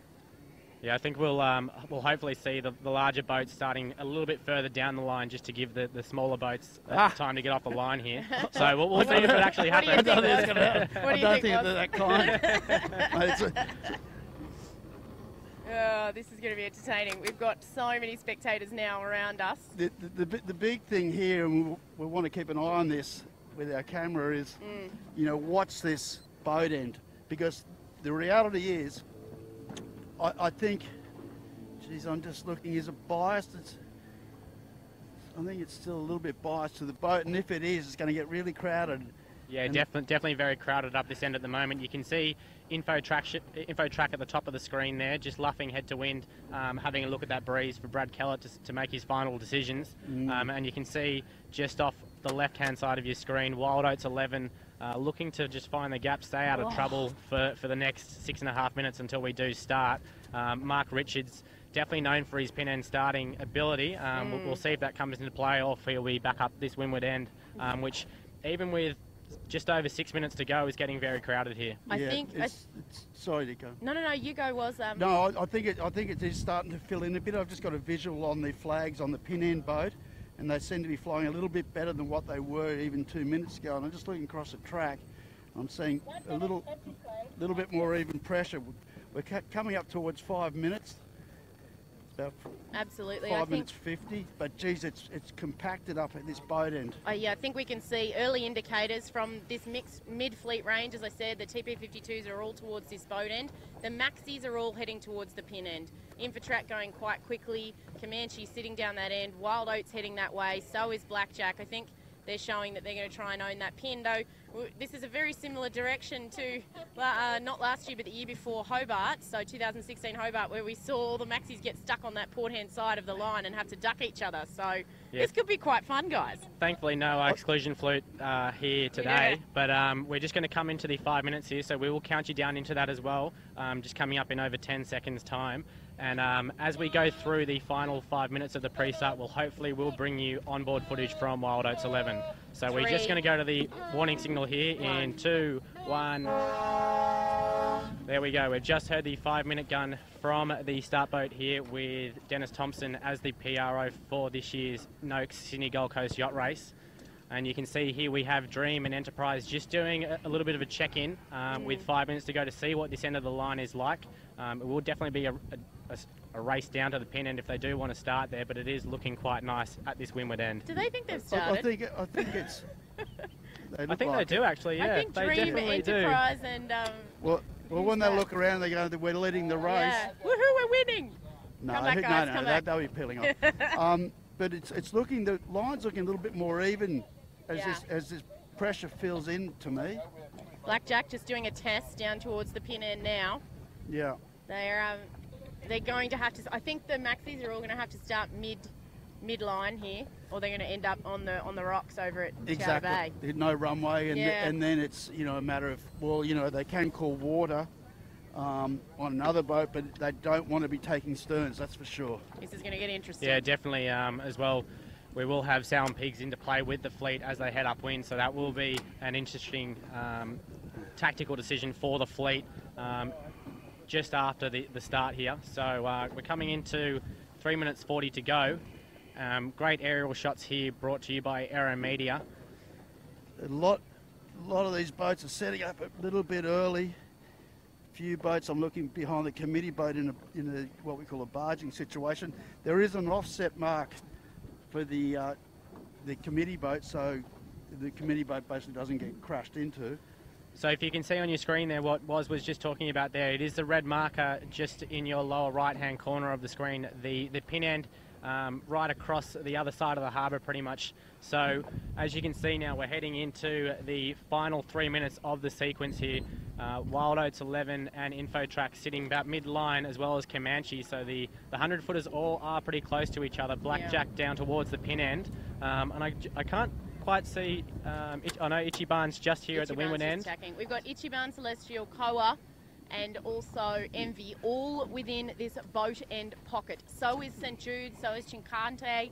I mean, Smuggler is mid-line at the moment, just to windward of Guelo. So 2 minutes 30 to go here. This is, I guess, when you'll start to see the heart pressure rising a little bit. I don't know if it's in shot. I think Celestial, I just think they've tacked back to port and having to do a big duck. Massive duck. Behind about time, and they're going to be, if they don't tack soon, in a situation where they'll be barging particularly. We're looking here, we've got to be getting to sort of final approaches now, and with coming up to 2 minutes to go, we've got Infotrack, Wild Oats in the middle of the line. Ichiban is heading back down towards the centre. So there's a lot of interest towards the middle of the line. Comanche. Yeah, and Smuggler's down there at that end as well. Yeah. I think we're going to see everybody in this middle pocket because they can't afford to take the risk at one end. At this starboard end, there's going to be a little bit of dirty air from the spectators, and they've really got to choose which side of sow and pigs they go early here, Well, they're actually, to my eye here, particularly Ichiban and that fleet with Stampede right next to them, they're very early for this line. We're still 1 minute 30 to go, so not a lot of runway to build off here, and we just actually got Stampede tacking onto port. So you can see in your pictures there, halfway down the line, the green hull of Stampede heading back up to the windward end of the line. Great job, Ichiban just next down to them on starboard, bearing away a little bit. The 100-footers all in line further back, so definitely here Scooter is very early as we come into the final minute here before we start the race. 1 minute to go here for the Noakes Sydney Gold Coast Yacht Race. The maxis are all in the middle. Most to leeward is Comanche, then Infotrack, Blackjack. Oh, sorry, Comanche's most to windward. Yep. Wild Oats, Infotrack, Blackjack, Comanche.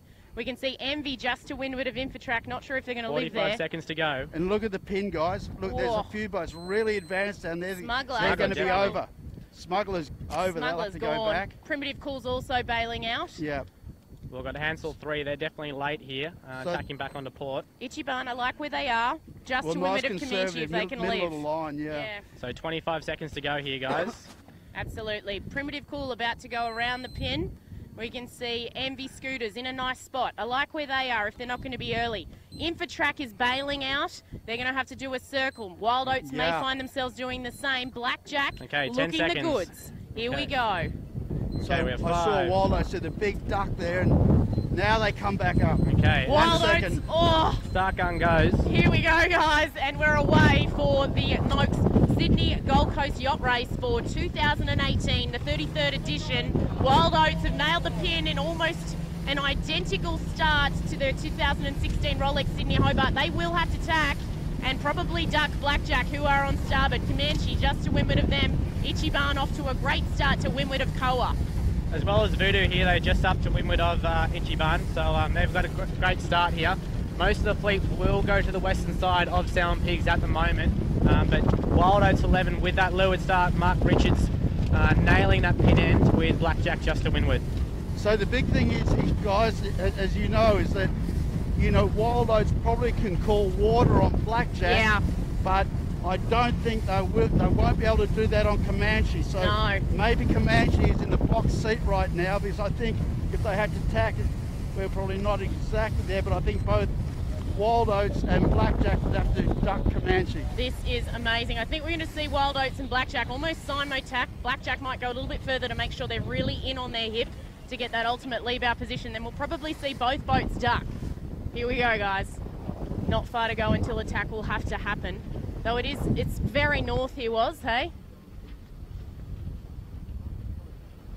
Ichiban living in a very nice position. Celestial started a lot closer to the boat, and they're going to have to go that eastern side of Sour and Pigs in the position that they're in at the moment.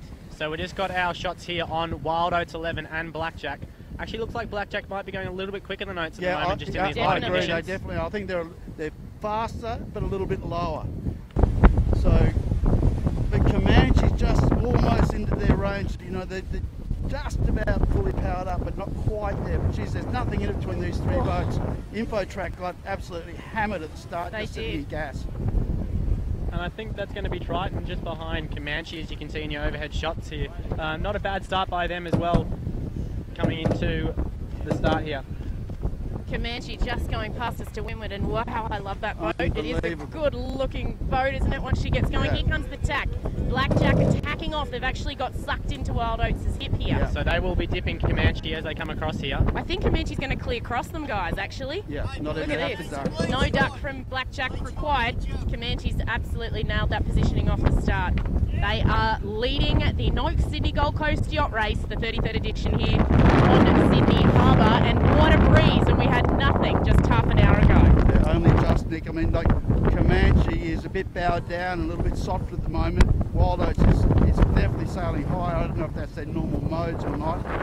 But out to the right, and if you just come around to the right, shoot, you'll pick up Ichiban. Voodoo, just off their hip. So Ichiban out of the 50 footers looks like that sort of size has got the best of the starts. Yeah, I'm quite liking Celestial further to windward, definitely Yeah. off the committee by the end of the start line. Okay. So another TP52, quick out of the heads there. And here comes Wild Oats 11, they're going for attack now, so is Comanche by the look of it. So Comanche will be lead bowing Yes. Wild Oats here. Here we go. And it's all on as we head out of the harbour. The matchup that we're all waiting for, guys, between Comanche and Wild Oats. Wild Oats is dialed down. They're Yes. going to try and breathe to leeward. I don't think they've done it early enough. Comanche will definitely gas them here as we have a Manly ferry also about to come through the fleet. Yes. Oh, this is what we love. And worth noting that the Manly ferry has right of way over all craft. Looks like he is going to be turning behind the two of them though, so being quite nice to the fleet at the moment. isn't But he? Ichiban and Voodoo might get a little bit strict up here by him.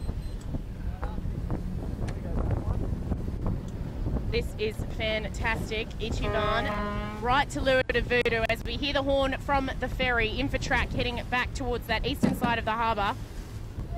So Infotrack having to tack there from Celestial. So Voodoo, you know, considering it's their first race on that boat, Yeah, they've done a good job really. I mean, And as you can see there how close this ferry is coming to us, so just Wow. passing behind Comanche here. Who will be the first one out of the heads? I think Comanche's looking the goods right now, but look at Wild Oats lifting up to leeward of them. What beautiful vision. Thank you, Aero Media, as we head towards the head. I'm just loving this action. It's everything we've hoped for. Blackjack will attack onto starboard very shortly. I'm wondering if they're going to get a piece of Wild Oats.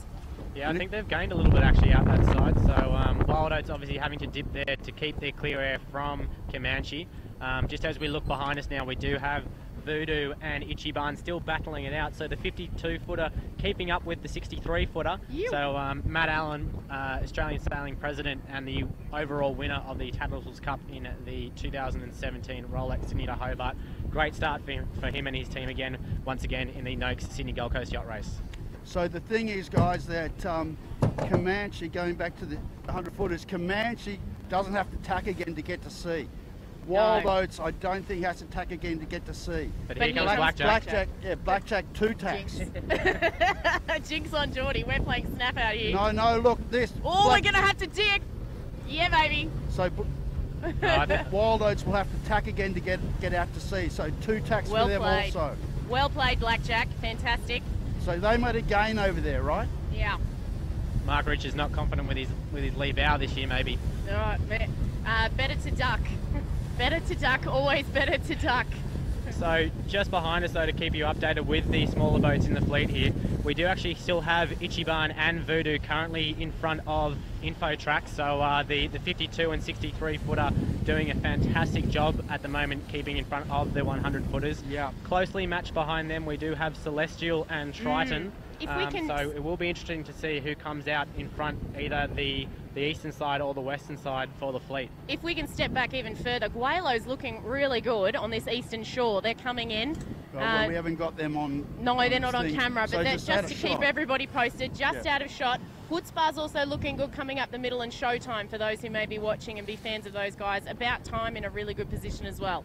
So you'll probably see them as we head out of the heads. Wild Oats is going to lay South Head, and they are going to pop out just with Comanche. So well played there. Well, I have to say, I think the hour or so wait for this breeze was actually well worth it. Perfect conditions for the start here now, actually. Congratulations to the race committee for making a beautiful decision to wait until the racing was very much worth watching. Well, it's filled in hard too, hasn't it? Hard and fast. Absolutely. Amazing. And actually, looking at the shots now from the drone we have here with Comanche and Wild Oats, it's actually very surprising to see Comanche step out on Wild Oats. We were actually thinking that these conditions would favour the Wild Oats 11 and Blackjack 100 footers. Absolutely. I think that Blackjack and Wild Oats are definitely going faster than Comanche, but that was just beautiful positioning from Comanche on the start line. So well done. Yeah, Jimmy Spithill, obviously. Yeah. Well worth a paycheck at the end of the day. Jimmy Spithill and Stan Honey are no doubt a formidable team as we come in behind Ichiban, who are looking very pretty coming out of the heads as well. They've done a really good job. So Matt Allen built this 52-foot specifically for ocean racing before the Hobart last year. So it was launched in mid-2017, doing really well, part of the Blue Water Series, and of course taking out the Rolex Sydney to Hobart Yacht Race overall victories in 2017. Matt will be looking to once again take out the overall victory in the Noakes Sydney Gold Coast Yacht Race, winning it back in 2016. I'm not sure if that was with his 60-footer or other 52-footer. In 2016? Yeah. I believe that was with the MV Scooters now, TP52, which is very, very quick on the reach, that's for sure. All right, we might go, before we get too far away, go and have a final check-in with the 100s, the Comanche, and the Oats and Blackjack, and then we'll come back to the smaller boats. So Comanche going to be leading out of the heads here. Wild Oats will be second, closely followed by Blackjack. InfoTrack will be in fourth, followed by Voodoo in fifth and Ichiban in sixth. And you can see actually it's quite a great spectator fleet coming out here to watch here today. Beautiful conditions, obviously not as choppy as what we get for the Rolex near the Hobart in December.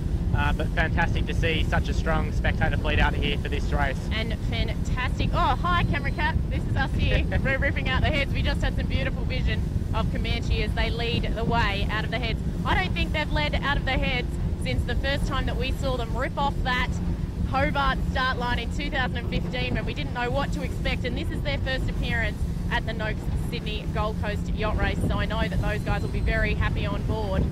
So that said, it's pretty tight between these four maxis, hey Geordie? Yeah, definitely, and it's just taken the fleet over 10 minutes to get to the heads here, so I think Comanche even does still hold the record to reach the heads first in the Hobart. I think it's just about 4 minutes, as you were talking about before, so yeah. Obviously quite a bit slower this year with this northerly breeze, but fantastic for Jim Cooney and his guys to take the early bragging rights in this year's Noakes Sydney Gold Coast Yacht Race. And I just noticed, guys, I think Blackjack may have gone a little bit too far further they need to, so just slightly cracked sheets there for a moment.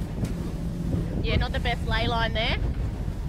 There aren't many ley lines to pick in this race, but that's one of them. Oh, nice driving, Was. As you can see, our wake guys in the drone footage there, Was is doing a great job to navigate through these waves so we can stay with this fleet for as long as possible. And don't worry, for those who are watching, we will work our way back to the smaller yachts so that everybody gets to have a look at their favourites. It's fantastic to see everybody out here, and we all know in yacht racing it's not just about the big guys, but it is great to see them when we have the opportunity to do so.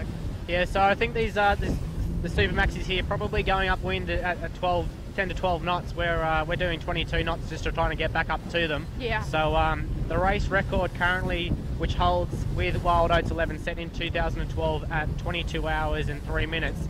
That was an average of 17 knots for that race. So wow. A little bit off pace at the moment, but they'll be hoping to maybe get back in front of it as they head into tonight's windier forecast. Sorry guys, we're having a great time on this little cat ride on the way out. Got to have a bit of fun while you're at the office, right guys? Look at this. Hey everybody.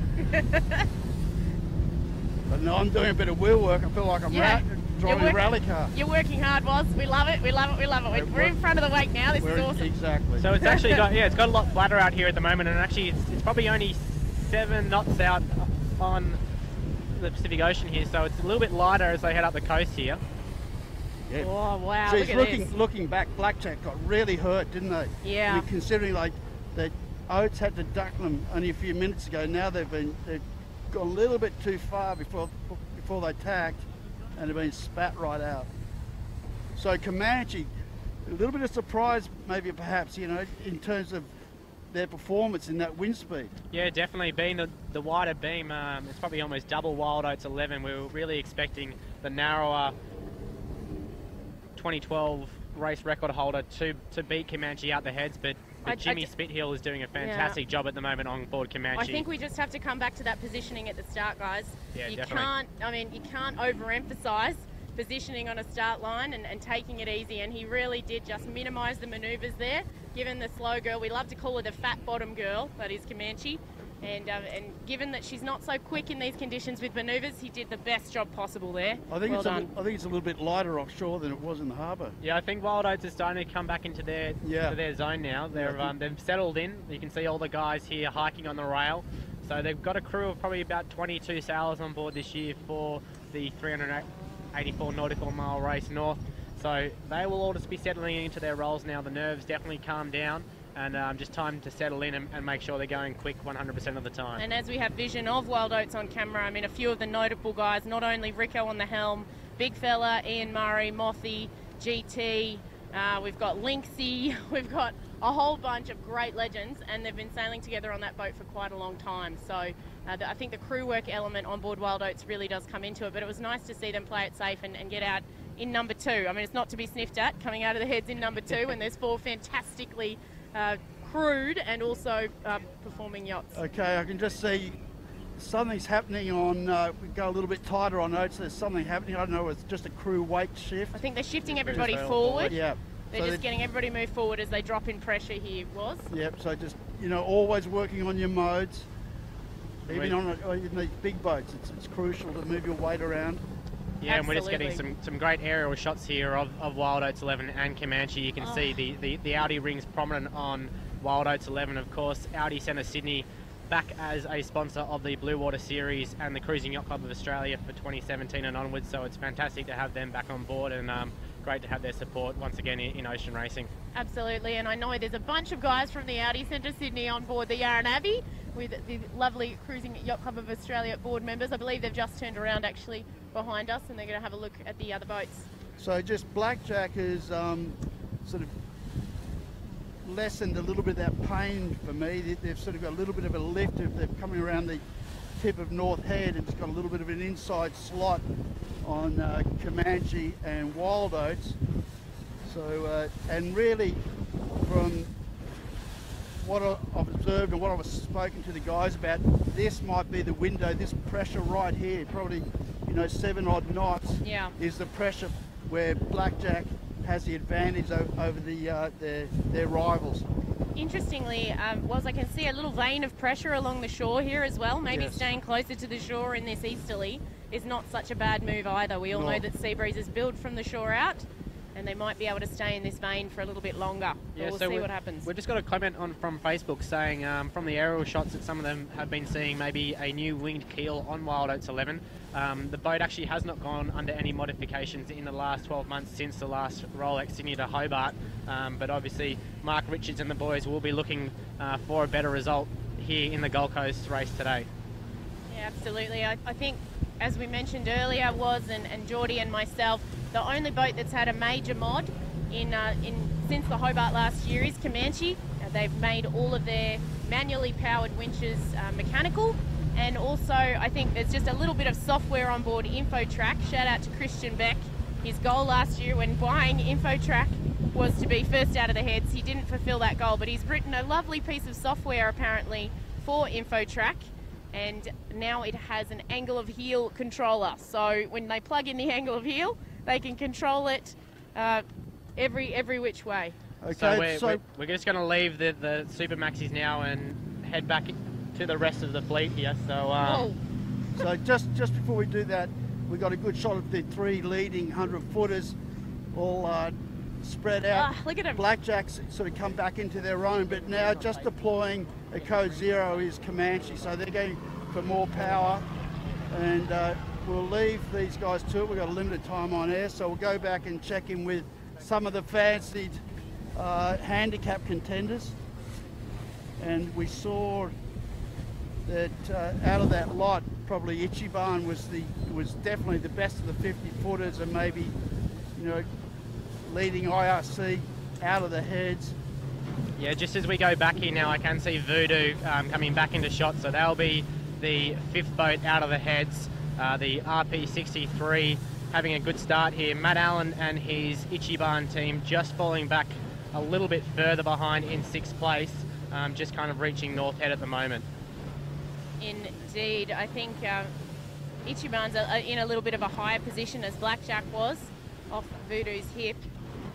Well done to that team. As was mentioned earlier, they've come all the way from the US into Brisbane and then down here just in time for this race. So very short preparation.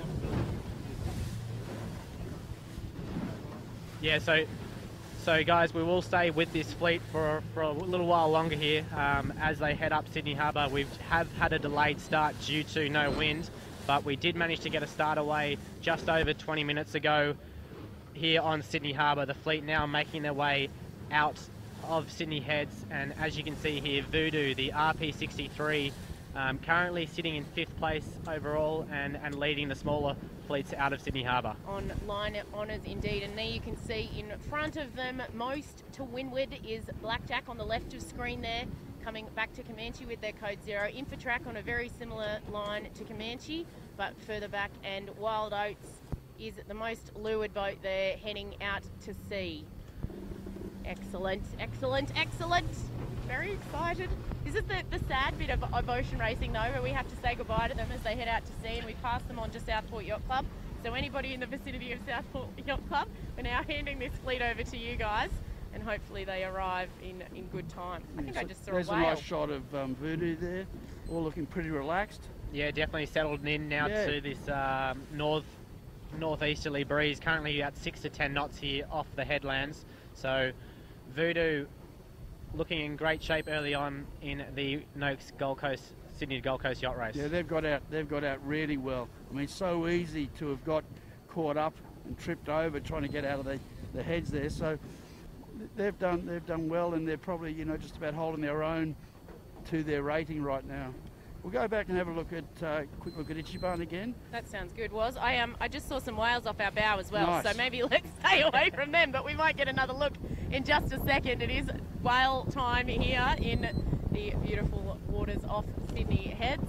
And it's interesting to note that no one's in a rush to get tack back to the shore. No. They're all heading out to sea. Counter to what I said earlier, so don't listen to me. So here we just have Ichiban, the TP52, currently in 6th place out of the heads here for line honours. Just to leeward of them is Triton, so great to see them also high in the fleet. Yeah, they've done pretty good, you know, to get out of there. I mean, that's not a full pro boat and aging a little bit, even though it's got, you know, 8 foot over Ichiban. You can see the guys on Ichiban just moving, you know, with every puff, a little bit in, a little bit out. Really top squad of sailors on that boat. Yeah, so Absolutely. and Ichiban there looks like they've got about 14 crew on board for this race, so they'll be using all that weight at the moment on the side, helping them head upwind. I believe it's almost an identical crew to their Hobart crew. They do just have Billy Merrington on board. He wasn't able to do the Hobart, he had to work. Right. So he's looking for redemption in the next one, that's for sure. So out of the other 52s, we've got Guilo, is that how you pronounce it? Guilo? Yep. Primitive Cool is then They've to done a leeward good of them. job, yep. So Yeah. Guilo will be an Envy. interesting one as well in this race. They are pretty fresh with that boat. That's a Med Cup boat from 2011 being built. Only got into Sydney earlier this year, so this will be its first offshore race. So it'll be very interesting to see how those guys go over the next 48 hours to 72 hours. Absolutely, and Yeah, there's Kawa. That's another TP52 just coming past the boat now. And there's Brett Philby giving us Philby. a wave, yeah, and Yeah. Brett Van Munster and Andy Keenan just in front of them, one of the co-owners. Fantastic to see those guys Paul doing Williams well. on board. Excellent. boy. What a fleet. Celestials just off our starboard side as well. And Envy, I mean, all the TPs are together here. This is Yeah. going to be a great race for them. Exactly, Whoa. exactly. You really, you know, Love it. let's not put them to bed, but it's Yeah. the race for second to Yeah. get there. The TP is going to be tight. Yeah, definitely. Hopefully we don't jinx Matt Allen and his Ichiban exactly. team by saying the race is second. That's a bit Commentator's cruel. curse. So we've just got Yeah. Smuggler going past us again here. So the 46-foot boat, which did win the overall honours in the Ponant Sydney Noumea race earlier this year. They've done a good job getting out. Haven't they? They had to bail at the start to get out as well. So good recovery. The pin in, were they? Yeah, the pin over they the did a bow, big yeah. bail out Yeah. along with Primitive Cool, who also has managed to come out quite well. So shows you how favoured that end potentially was. But it's incredible, isn't it? I mean, like now the 100-footers are becoming a speck on the horizon. Yeah. And there's boats, the little boats are still trying to get out the heads, and it's all in 10 minutes. Absolutely. And saying that in 10 minutes, if you have just tuned in on Facebook or via the Noakes Sydney Gold Coast Yacht Race website page, we are 10 minutes after the start. We've finally gotten away in a beautiful little easterly, and these 54 boats are now on their way to the Southport Yacht Club on what is a 384 nautical mile race. No records will be broken, No. but it's going to be very, very tight at the top, that is for sure. This boat on the bow, is that the Martin 49, is it? The I believe Dave that's Griffiths? the Yarandi, is it? The Martin 49? Yeah, Yarandi, Yeah. Dave Griffiths. So that's interesting. Beautiful boat. Dave was a really top 18-foot skiff sailor back in the day, you know, just before the Ian Murray era, Oh, wow. and was always in contention to win titles. He's retired from successful business, and this is one of his retirement projects. Got Andrew Buckland on with him. Oh, is that why I'm wearing his headpiece? Oh, is it? So, you know, he can sail. So there's some good sailors on that, and that's a cruiser racer. I don't know how it rates, but It sure is pretty, though. Navy Yeah. blue boats, guys. You know and how I to can, get me. and I can tell Bucko's on board, but he's got the Traveller totally cranked. Oh, the look at highest that. point. Look at the return. He's obsessed with it. Hey, Anyway, that's another discussion. Is that? Let's go and have a look That at can't be UVS, efficient. will we? Yeah. Yeah, and we've just got Espresso Forte behind us as well here. Yeah. So the rest of the fleet now making their way out the heads. Pretty close between the smaller fleet behind us here, but a long way to go in this 384 nautical mile race. Absolutely. So do you want to go look at UBS and come back to these guys? Yeah, let's do that. that. UBS wild thing, that is... Nice and flat out here, hey, was. Oh, it's fantastic. Look how flat this is now. What were we whinging That's about? a great story. That boat is out every single week. Yeah, they are. Yeah. Year in, year out. Just incredible. Yeah, and they've got Dedicated. Adam and Ben Lavis campaigning it now. So both of them ex-YSA sailors coming through the Cruising Yacht Club of Australia's Youth Sailing Academy. So this will be their first time that they will be campaigning the 50-footer, which will be racing in Division 2 for this year's race. And it's built out of wood, but I know that he did some work on it a couple of years ago, and the boat is absolutely pristine. And this was built, I think, by Grant Warrington. It might have won the Osaka race. I'm not sure. It's got some pedigree of when it was first built, and it's probably one of the last, performance boats built in wood. Showtime was just a wimmet of them as well. That's one of my picks for Division 2, I believe.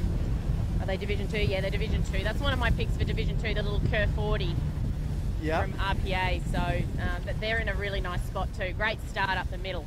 Stayed out of trouble. Yeah, no, they've done well for a 40-foot boat. They've done well, aren't they? They're sort of just on the tail of the 50. So it's all sort of, pretty, you would say, a pretty high standard in terms of everyone that we've looked at is pretty much where they should be in terms of their boat performance. Absolutely. Now, you didn't want to make bets earlier, was? Right. But now that they're out of their heads, and I know you're not a betting man, Yes. and it's a little bit more low risk now they're out of their heads, are you gonna give us some indicators on what you're thinking? For handicap? Yeah. I'll stick to... what did I say? I said Ichiban and I had two, didn't I? What did I say? Yeah, Ichiban St Jude. Because remember, and St Jude. Yeah. let's not get a false sense of security here. No. This is like beautiful flat sea, 7 knots, and over the next day and a half, these guys are going to cop a hiding. And it will not be a flat sea, and it doesn't take long once you get into the 20-knot range, that you're going to get, pretty bad, or rough sea state, uncomfortable sea state. So it'll be interesting to see how they, all handle that. But, as we comment again, everyone's happy to go to sea. So I don't know what the expectation there is. Maybe, they're not looking to the nor'wester for a while. Remember that, obviously as we go up the coastline comes out to the east. So, it's sort of, if they get a bit of a shift, it's almost, start paralleling it. But anyway. I think we saw at the briefing was that the pressure will probably fill and be a lot stronger further offshore. Right. And especially in a westerly, we see that sometimes it takes a little bit longer to land on the water as it's coming off the shore. Right. And then fill in properly. And the graphs this morning from the Bureau of Meteorology were beautiful. Thank you for helping us out at the Briefing Bureau, and they had quite a bit more pressure offshore, so I guess that's what they're chasing. Yeah, definitely. I think the sea state will be increasing. I think they were saying at the morning briefing this morning that they can expect seas of about 3 metres tomorrow, so definitely very different conditions from what we have right here for the start. It does look like we've actually got the breeze building here off Sydney Head, so it looks like it is a beautiful 7 knots again. So it went light for a little bit just as the Super Maxis came out of their heads, but definitely right now this breeze has settled in to the northeast and makes a beautiful afternoon for day 1 of this year's race. And the tracker, guys, the alert tracker. people to the tracker. Yeah, so the tracker will be live shortly on the race website, goldcoast.cyca.com.au, and you can follow the fleet throughout the next 24 to 72 hours as they make their way up the New South Wales coast. The tracker is brought to you by Yellow Brick, so it's a fantastic service that we have from them, and it's great that you can keep up to date with the fleet. You can also track the overall standings for the race via the standings page on the CYCA website. And I believe that populates after about 3 hours of racing. Yeah, I think it's 3 hours after the start, and then on each sked. So I think it's actually live updates, isn't it? Yeah. Do I get to use my analogy yet? My analogy. You have a crack at I'm it. going to have a crack at my have analogy. a crack. Here we go. I'm still confused, but anyway. I know. But so basically, guys, for those who are watching and may not be yachting connoisseurs, and let's face it, we are not all yachting connoisseurs. There are 2 main races here. There is the Line Honours race, and that's the big boats. We saw Wild Oats, we saw Blackjack, we saw Comanche. They're off racing for the Line Honours race, and the first across the lines will get that honour, and not a race record this year, but in prior years, potentially a race record. The other race is the IRC racing. That's the handicap and what we would call the overall winner. Firstly, to win on IRC, you have to win your division. There's St Jude, just off our bound to Port. There's Espresso yeah, we're actually Forte. looking at Espresso Forte Yeah, we've got right Espresso now. Forte, your youth sailing academy boat there, Geordie. Yeah, it'll be interesting. I can't see anyone off the back vomiting yet, so... Geordie, Well- such faith. Give it time. Well, yeah, we'll give it time. I think it'd Exactly. be interesting to keep an eye on them over and heading into tonight with the breeze building. But yeah, we've got 6 YSA sailors on board there, out of I think a crew of maybe 12. So almost 50. Well, half the fleet will be YSA sailors. So it's a full credit to those guys taking this thing north, and really appreciative of the guys on Espresso Forte for giving these guys their first opportunity at ocean racing. And what a Exactly, and great just great exit. miles. I mean, it's just getting miles up, getting experience, getting confidence, and everyone's going to start somewhere. And who knows? You know, one of those kids, you know, 4 years' time could be doing the Volvo. You Yeah, know? definitely. Absolutely. You just don't know. It's definitely a very it's a great race to introduce yourself to ocean racing. Obviously, Exactly. a light start building into the stronger breeze, and only being 384 nautical miles, it is a sprint compared to some of the other ocean races that the Cruising Yacht Club of Australia hosts each year. So it's a great introduction, and hopefully a lot of these kids will stay on for the Rolex Sydney to Hobart later this year. And here we are with St Jude on the vision here. And they've done exceptionally well. Very Was popular one boat of your on picks. Facebook. Yeah, massively popular boat on Facebook, and a shout out to everybody that's involved with the St Jude program, because I know that they've taken a lot of people sailing for their first rides as well. But they're doing very, very well on handicap at the moment, which I was just explaining. So we have the Line Honours winner and also a potential handicap winner. Now, the way that I try to explain this to people is when you go to get your car insurance, you might buy a Toyota Camry. And if you make modifications to that Toyota Camry, you're going to pay more on your premium. If you've got a Maserati, you're going to pay more for your premium. So if you've got Wild Oats or Comanche, you pay a little bit more, you're handicapped a little bit more, or penalised, I guess, on your time, and you come out with a corrected time at the end of the race. So boats like St Jude, boats like the TP52s, they'll come out with a corrected time dependent on their handicap, which is a little algorithm that we use, and then we can work out the overall winner for all of the divisions. But we'll have a Division 1, a Division 0 winner, a Division 1 winner, a Division 2 winner, a Division 3 winner, and that's what we're talking about when we're talking about the show time or St Jude being in a good position and whatnot. And here is St Jude as she heads up the coast, and she is taking an inshore track, interestingly. So is Chutzpah. So it's interesting to see that those guys, the smaller boats, are opting for the inshore track, and we'll see how that eventuates in probably a few hours' time.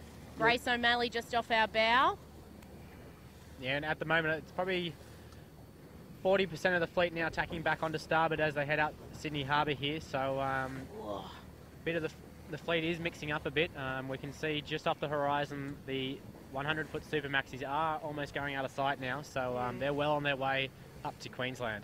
I'm loving this race at the moment as well. We've got Grace O'Malley on port tack, one of the Cookson 12s, and the other Cookson 12 is going just past North Head, Sail Exchange, with Carl Crawford.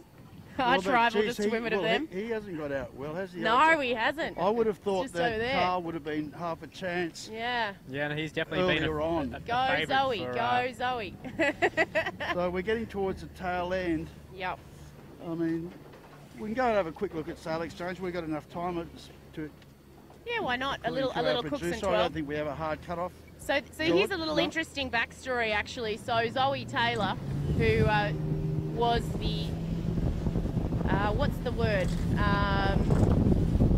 The newbie of the year for the Cruising Yacht Club of Australia. Yeah, rookie. Rookie, there we go. Rookie of The the rookie year. of the year for the Cruising Yacht Club of Australia. She owns Grace O'Malley, which is a Cookson 12. Carl Crawford was actually her navigator for Hobart, and he worked out that the Cookson 12 is so good on handicap that he went and bought his own. And now he's racing against it with half the crew on board Sail Exchange. So And it's is the other boat, I was only half listening, so I'm driving. Is the other boat in the race? yeah, so Grace O'Malley. Grace O'Malley's just over there, Oh, okay, actually gotcha. beating Sail Exchange Oh, right right, now. gotcha. So that's great to see. Yeah, so both of those boats will be racing in Division 3 for this year's race. Indeed, they will. My pick for Division 3 is Grace O'Malley. I'm backing the GO. Oh, well, actually, from the sailing office, we've got Sail Exchange as the favourite for that division. Oh, so well, I'm backing we'll wait GO. and see. There you go. I'm laying down my bet. There's my bet. I bet Grace O'Malley will beat Sail Exchange. Sorry, well, Carl they're in a Crawford, if bit you can better hear me. pressure. Sorry to interrupt. No, go for it. They're just this pressure where Carl is a bit patchy, a little bit closer inshore. But that's a far. So that was what, a far 12 metre or something, wasn't it? It's a cook. They're both cooks and 12. Which is far. Which is far, yeah. So they're both fars. And very, very, very similar yachts. It's quite hilarious. And they're probably bow even at the moment, I think. Yeah. If Sail Exchange were to tack, they'd be almost bow even with Grace O'Malley. So I'm loving that. A little bit of healthy competition doesn't go astray. So that'll be a solid boat.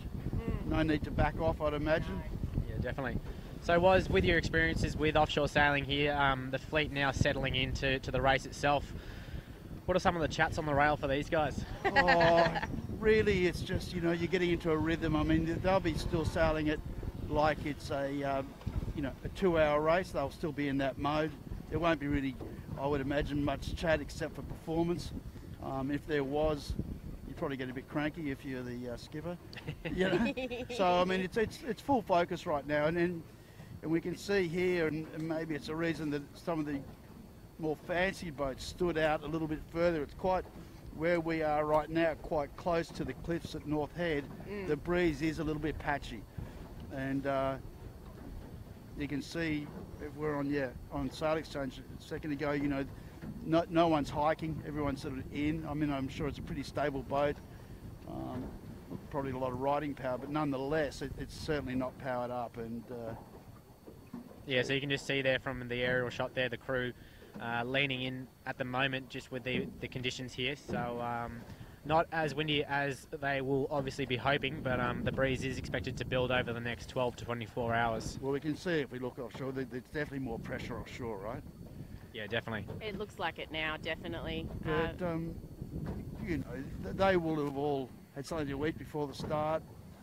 So really, it's a matter of they won't start their watch systems till much later on in the afternoon. I would imagine maybe sunset they start their watch systems. And so for these guys, for the 40, 50 footers, with this forecast, how long are we expecting them to take to reach Main Beach off Southport and our friends at Southport Yacht Club? I did some numbers, it's in notes somewhere, but I'm thinking, so maybe the 40 footers with what we've got, it's going to be 2.5 days, I'd imagine. Yeah, so I spoke to a few of the navigators, yeah. Wild Oats, and secretly, Wild Oats, and now I can say it because they're all at sea, Wild Oats, Blackjack and Comanche. I didn't actually speak to Bradshaw about the timing, which I should have done given that I interviewed him this morning, but they're all thinking between 1 day and 13 hours and 1 day and 15 hours. Yeah. So that'll make it interesting. So that hasn't changed much. When I spoke to the big fella on Thursday, they were looking at a day and a half. Yeah, exactly. So, and this morning it was definitely an hour 15-ish, but they're hoping a bit faster. And it's interesting because Matt Allen on board ESTP, he reckons he'll be there for sunrise. So that means he'll only be 3 or 4 hours behind the big boats. Yeah, he was quite. good. It sounds a bit rich, he maybe. sounded a bit confident to me when I spoke to him before the start, thinking that he's not going to be that far behind. But they've done a good job He's so right far. there. But 4 hours behind the big boats without a big park up is pretty optimistic, I think. Yeah, so I told Southport Yacht Club to warm up the kitchens from about 2 a.m. on Monday morning. That's when I'm going to have my coffee before I head out to the finish line. Okay, so who we got on our bow here, guys? This is Great Expectations. Yep. So And what's that? Awesome What sort to of boat? see them out and about. They are an X43. It's owned by Rod Willis, and they're in Division 4. So they're doing So that's fantastically. Jefferson, X-boats at Jefferson's, aren't Yeah, they? yeah. Swedish or sort of European. And it's navy blue. I mean, what can we say? You love your navy blue. I do. It's fantastic. They look pretty well set up. They got good kit on board. Have a little wave. Give them a bit of a wave. We're on the drone footage at the moment, so you can't see them waving, but they're giving us all a little wave. And there we go. We're a bit closer now. We'll see if we can get them to wave again. There we go. They're all waving now. Awesome. So I think looking back behind us now, we've actually almost got the full fleet out of the harbour. I think I can see Gunrunner, the smallest boat in the fleet at 34 foot, run by the Army, which is competing in their second Noakes Sydney Gold Coast Yacht Race this year. So we'll go back a bit. Currently trailing the fleet, but it might take them a few days to actually get up the coast. Yeah, they won't be there in 2.5 They won't be there for breakfast, no.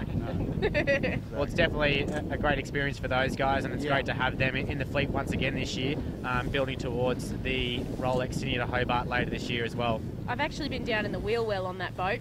I know quite a few sailors in the Defence Force given my taser sailing days, and apparently I was the smallest person they could find a few years ago to get down in the wheel well and help replace the cable steering on that boat. Well, I'm sure you'd all be pretty good friends on that boat, only being 34 foot as well. Yeah, So. It's an oldie but a goodie, that boat, and it's great to see them out and about. It's just brilliant because, as we all know, the Rancer, the Rancer is right next door to the Cruising Yacht Club of Australia. So lovely to see them out and about.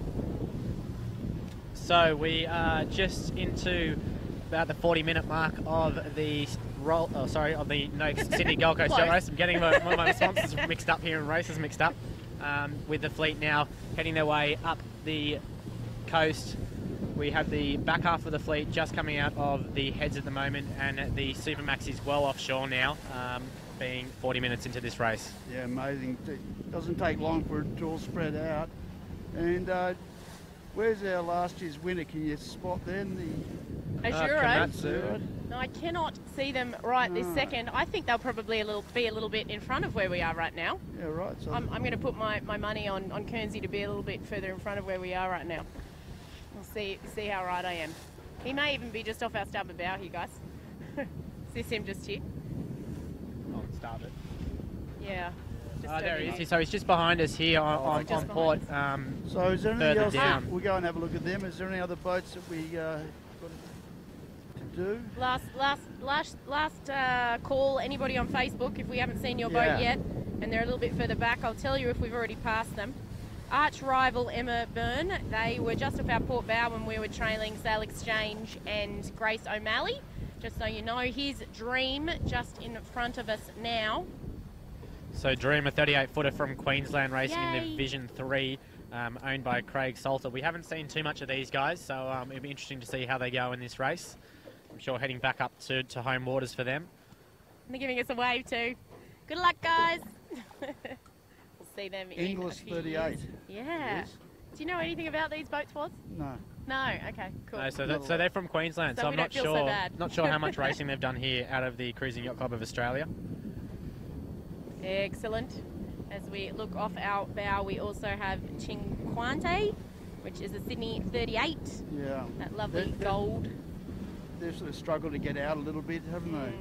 So that's got a new owner as well, so I'm not sure he's done too much ocean racing. Yeah, so 'cause that again, boat- a great experience for him. That boat used to be out of Victoria, I believe. Yes.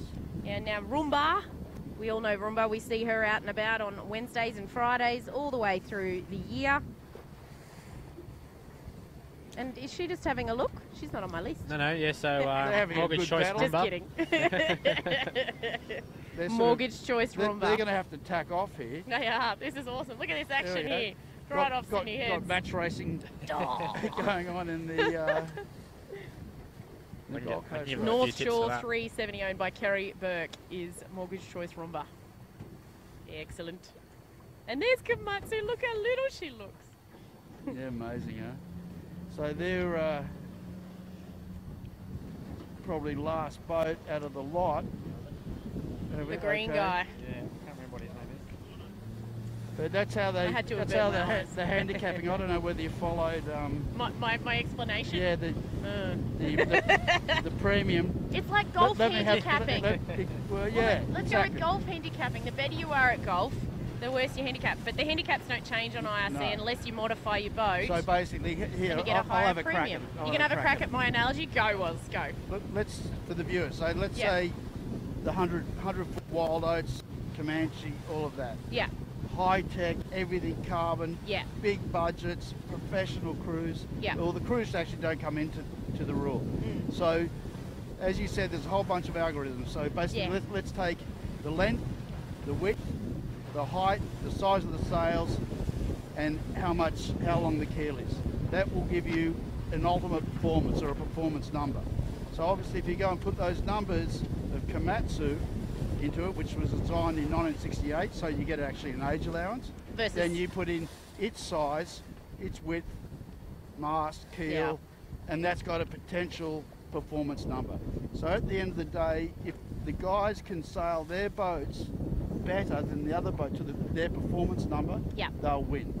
So in other words, for this race, let's say for argument's sake, wild oats should take a day and a half, we've talked about, or the maxis, for the maxis. Yeah, These guys, if they do it in under 3 days, let's for argument's sake, they will win the race on handicap. Yeah. Yeah, This that's- is like your navy blue Herbie. It's a classic versus Correct. your Comanche Maserati. So, Yeah, and of and course. we've got to find a way to let them race against each other. Yeah, and of course, this boat here won the 2017 Gold Coast race with a time of 3 days, 1 hour and 40 minutes. So, yeah, it was, as you were just saying, if they get under that 3 days, I'm sure they'll be very happy again this year. And so how they achieved that too a bit was last year, and this is where, you know, the variables of weather is that these guys punched away basically upwind with the others for 2.5 days. Yeah. And then I believe they got a trailing strong southerly type breeze, so they were able to put up their spinnaker and go a lot faster relative. So they jumped inside that window and won the race. They romped home. It was the same in the 2015 Hobart, and at this time a shout out to Roger Hickman, and God rest his soul. He won that Hobart race, and little Komatsu Ujuru came in second. Yeah, And right. they were racing all the way on handicap into the finish, and they were great mates. So, you know, they often were racing each other in this race and also in the Rolex Sydney Hobart.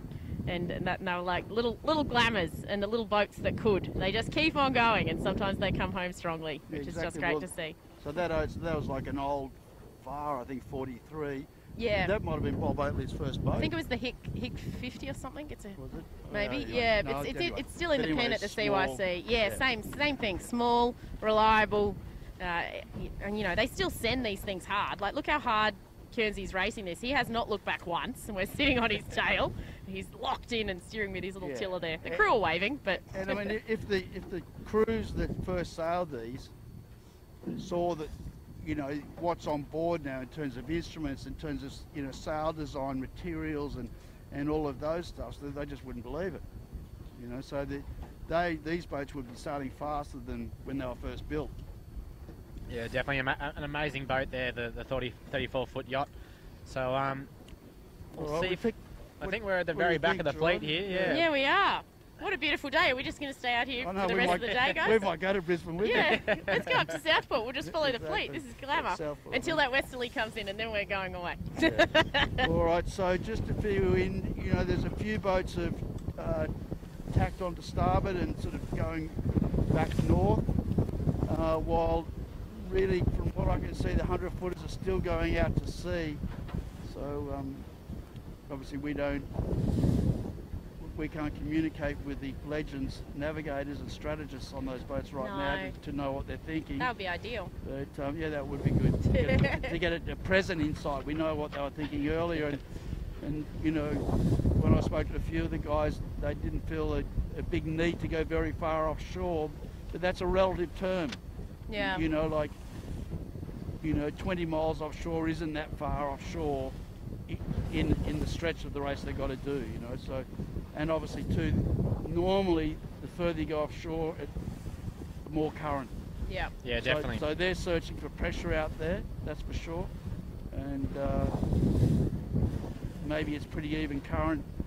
I spoke to one guy, you know, they were thinking hang around the 50 fathom mark was their goal, but you know, these things can change obviously. Yeah, definitely. Well, we've got the fleet now well on their way north. We're just going to leave the leaders and the fleet for a moment here. And just as a reminder, though, that you can stay up to date with the fleet throughout the race by visiting either the race website at goldcoast.cyca.com.au, where you can track the fleet status thanks to our partnership with Yellow Bricks Trackers, as well as keeping your eye on the results through the race standings page or via our social media accounts as well. Please remember to keep your hashtags going, Noakes SGCYR, in throughout the race.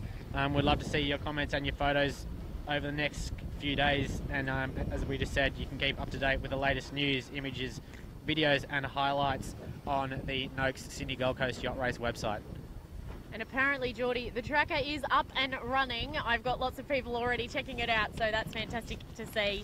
And I know I'll be glued to it overnight, that's for sure. I've got to know when I'm going to get my naps in before these boats arrive up at Southport Yacht Club. I can't wait to be up at Southport Yacht Club and to check in with everybody up there. A great yacht club as well. So Not long to go now, I think, until we'll be wrapping this one up. Geordie, hey, you've done very well for your first anchor job, haven't you? Yeah, no, thanks, guys, and thanks for assisting us. So, yeah, we are. It's great to be out here, and thanks for your support as well. So, we really hope you enjoyed this year's coverage here today of the start of the Noakes Sydney Gold Coast Yacht Race. A special thanks to Woz and Nick for joining us here today, and the hard-working staff at Aero Media, as well as at the CYCA for their support and work throughout this race start. We'd also like to thank Noakes Group for their support as naming rights sponsor for this year's race, as well as supporting our live broadcast of the race start for the last year, for this year and last year as well. It's great to have you here, and we thank you for your company, and we'll see you next time. Awesome.